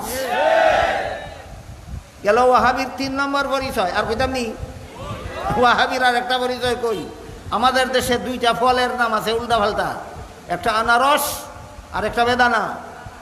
রস নাই ফলের নাম আনারস, না রসে ভরা, নামটা বাউ না উল্টা। দানা নাই ফলের নাম বেদানা, না দানায় ভরা, নামটা বাউ না উল্টা।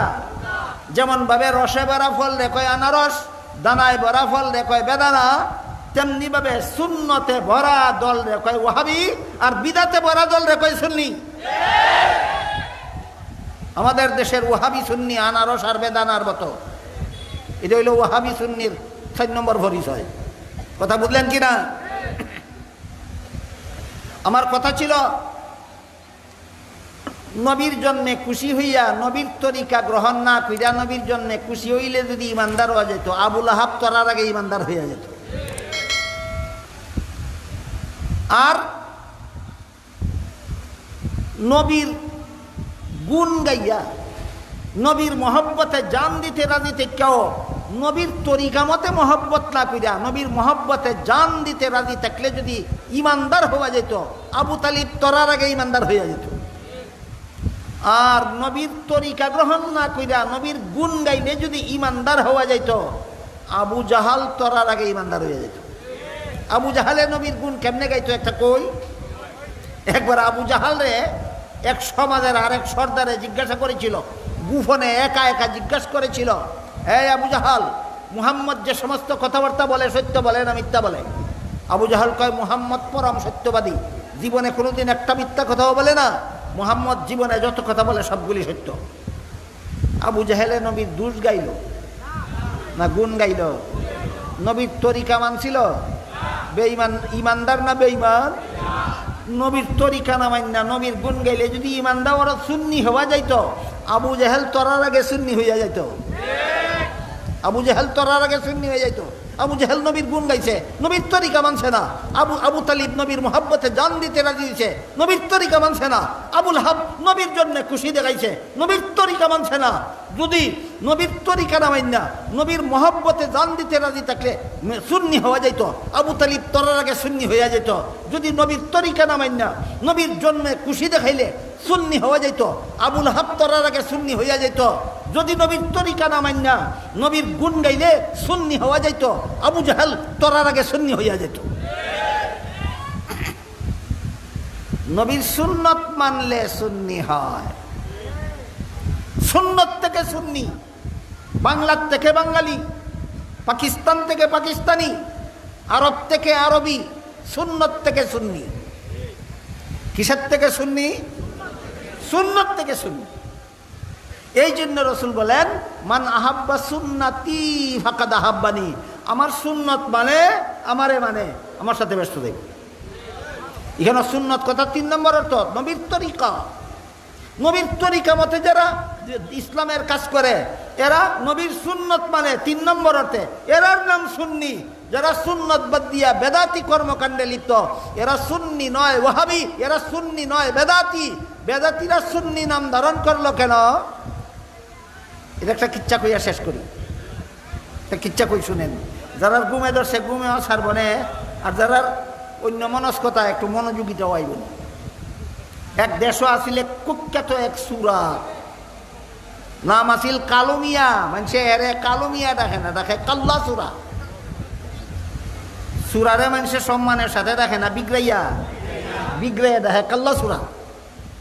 কাল্লা সুরা বাজারে গিয়ে দেখে একবারে সারাদিন বেচা কিনা ফিরা গামছা বিছাইয়া টেহা গনে, টেহা দীক্ষা কাল্লা সুরার লাগছে লুপ। তখন তার সামান থেকে টেহাটা কেমনে নিতে একটা বুদ্ধি বের করছে, কয় আই মিয়া বাজারে বইয়া দে টেহা গন, কাল্লা সুরাই দেখলে তো লইয়া যাইব গা। কেডায় কয় এবারে তার কাল্লা সুরারে দেখছে না কোনো দিন, নামে নেই শুনে বেটায় সরল মানে কয় কাল্লা সুরাই মানুষের টেহা নেই, চুরি করে আমার সামান থেকে কাল্লা সুরাই টেহা কেমনে নিব? কয় কাল্লা সুরাই তোমার সামান থেকেই টেহা নিতে পারে, তুমি কেমনে নিব যদি বুঝতে চাও আমি বুঝাই দিব। কয় বুঝাও সাই, আমার সামান থেকে কাল্লা সুরাই কেমনে টেহা নিব? খালি কইছে বুঝাও, এমনিকে দপ পাইরা তার কাছে বইছে, বইয়া কয় এইভাবে আইয়া তোমার কাছে বইব। বইয়া তার সামান থেকে টেকা লয় আর নিজের ভোগটা পরে, কই এইভাবে তোমার টেকা এর ভোগটা ঢুকাইব। সবগুলি টেকা অকল ভোগটা ঢুকাইয়া টেকা রয়েছে, কারুয়া কয় তোমার টেকা এর ভোগটা লিয়া এইভাবে টেকা রইব। কারুয়েই মারছে দৌড়, আর কয় এইভাবে দিব দৌড়। অতকানে দোকানদারের খবর হইছে, বলেন কি খবর হইছে? কাল্লা চুরাই টেকা নিছে। চিল্লানি শুরু করছে বাজার, কাল্লা চুরাই টেকা নিয়ে গেল, কাল্লা চুরাই টেকা নিয়ে গেল। বাজারে মানুষ ইয়া বীর করছে, কাল্লা চুরা ভরছে বীরের ভিতরে, বাইরে না ভিতরে, বাচ্চা না টেকছে, ঠিক সেইটা গলা ফাটাইয়া কয় কাল্লা চুরাই টাকা নিয়ে গেল, কাল্লা চুরারে ধরো, কাল্লা চুরাই টাকা নিয়ে গেল, কাল্লা চুরারে ধরো। কিচ্ছা বুঝতে থাকলে বলেন কাল্লা চুরাই কেন কয় কাল্লা চুরাই টাকা নিয়ে গেল? বাজারে মানুষে যেন না বুঝে এরা ওই কাল্লা চুরা, বাজারে মানুষে যেন না বুঝে এরাই কাল্লা চুরা। এই সমস্ত বেদাতিরা আহলে সুন্নাত ওয়াল জামাতের মুসলমানদের ওয়াহাবি ওয়াহাবি জপে কেন? সমাজের মানুষে যেন না জানে এরা ওই ওয়াহাবি। এখন এরা ওই যে ওয়াহাবি, এটা একটা দলিল দেই শুনেন। ফতোয়ায়ে শামির মধ্যে ওয়াহাবিদের পরিচয় লেখা আছে, কিতাবের নামটা মনে রাখবেন। ফতোয়ায়ে শামির মধ্যে ওয়াহাবিদের কি লেখা আছে? পরিচয় লেখা আছে। কি পরিচয়? পরিচয়ের মধ্যে একটা বাক্য আছে, ইয়াজুন্নুনা আন্নাহুম হুমুল মুসলিমুন। ওয়াহাবিদের যত পরিচয়ের মধ্যে একটা পরিচয় হলো এরা শুধু নিজেরারে মুসলমান মনে করে আর সবরে কাফির কয়। এই একটু আগে নেটও দিকেছি, ঢাকা নারায়ণগঞ্জের এক সাফাবাজ, মৃত্যুক চাফাবাজ বাটপার, হ্যাঁ, বাইতুল মুকাররমের মহামান্য খতিব সাহেব হযরত আল্লামা মুফতি আব্দুল মালেক সাহেবরে কাফির কইছে। তাইলে নিজেরারে মুসলমান কইয়া অন্য সমস্ত মুসলমানকে কাফির কওয়া, এটা কার খাচ্চত? ওয়াহাবির খাচ্চত। আমরার মধ্যে পাওয়া যায় না, তার মধ্যে পাওয়া যায়। কিতাবের দলিল মতো প্রমাণ হইল ওয়াহাবি, যারা ওয়াহাবি ওয়াহাবি জপে এরাই ওয়াহাবি। ওয়াহাবিরা ওয়াহাবি ওয়াহাবি জপে কেন? সমাজের মানুষের যাতে না বুঝে এরা ওই ওয়াহাবি। কথা পরিষ্কার বুঝেনি? সমাজের মানুষের যে ওই কাল্লা চুরা বলেছি, কাল্লা চুরাই কেন কয়? কাল্লা চুরাই টেকা নিল, কাল্লা চুরাই টেকা নিল, বাজারের মানুষের না যাতে না বুঝে এরাই এই কাল্লা চুরা। ঠিক তেমনি ভাবে যারা নিজের আরে মুসলমান আর সবরে কাফির কয় এরাই ওয়াহাবি। ওয়াহাবি ওয়াহাবি জপে কেন? সমাজের মানুষের যাতে না জানে ওয়াহাবি ওয়াহাবি যারা জপে তারাই ওয়াহাবি।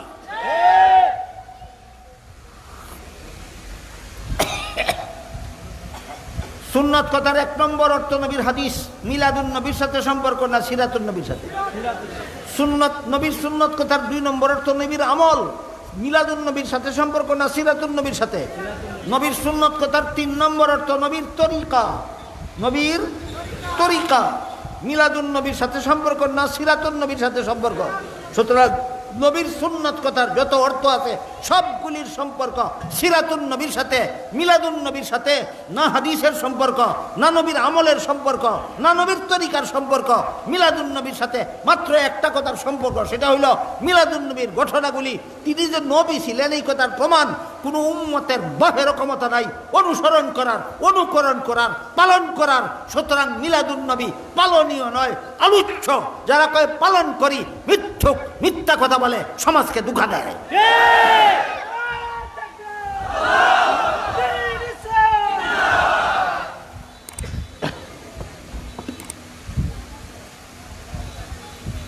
এবার বলেন আল্লাহ যে কোরআনে বলছেন আন-নাবিয়্যু আউলা বিল মুমিনিন, মুমিনদের কাছে নবী সবচেয়ে বেশি মহব্বতের পাত্র। হাদিস শরীফে যে রাসূল বলছেন সমস্ত জগৎবাসীর চেয়ে আমারে বেশি মহব্বত না করলে ঈমানদার হইতে পারবে না। কোন মহব্বত? আবু তালিবের মতো মহব্বত না সাহাবায়ে কেরামের মতো মহব্বত? বলতে হবে আপনাদের এই 1.5-2 ঘন্টার কথা বুঝা থাকলে আবু তালিবের মহব্বতে আর সাহাবাদের মহব্বতে পার্থক্য কোথায়? আবু তালিব মহব্বত করে তরিকা না মান্যা, আর সাহাবাগণ মহব্বত করেন নবীর তরিকা মান্যা। বেশ কম চিনি। আর এক সাহাবাদের শুনছি কয় আমরা যে জশ্নে জুলুসে ঈদে মিলাদুন নবী করি, ওয়াহাবিরা দলিল চায়। কয় ও এটা দলিলের ব্যাপার না, এটা মহব্বতের ব্যাপার। এই দলিলের ব্যাপার না, মহব্বতের ব্যাপার। এইভাবে যদি নবীর মহব্বত করলে ইমানদার হওয়া যায়। তোর আগে যে আবু তালিব ইমানদার হয়ে যেত খবর আছে? এই সাহাবাজ, তোর খবর আছে নি? বলেন আবু তালিব নবীরে জানার চেয়ে বেশি মহব্বত করছে কিনা? দলিল মতো না দলিল ছাড়া। তোর মহব্বতে আর আবু তালিবের মহব্বতে কোনো বেশ কম নাই। পরকালে আবু তালিব যাবে যেখানে, তুইও যাবে সেখানে। কাজী আল্লাহ আপনাদের আমাদের সবাইকে মিলাদুন নবীর দলিল বুঝার আর সিরাতুন নবী অনুসরণ করার তৌফিক দান করুন। সবাই বলুন আমিন।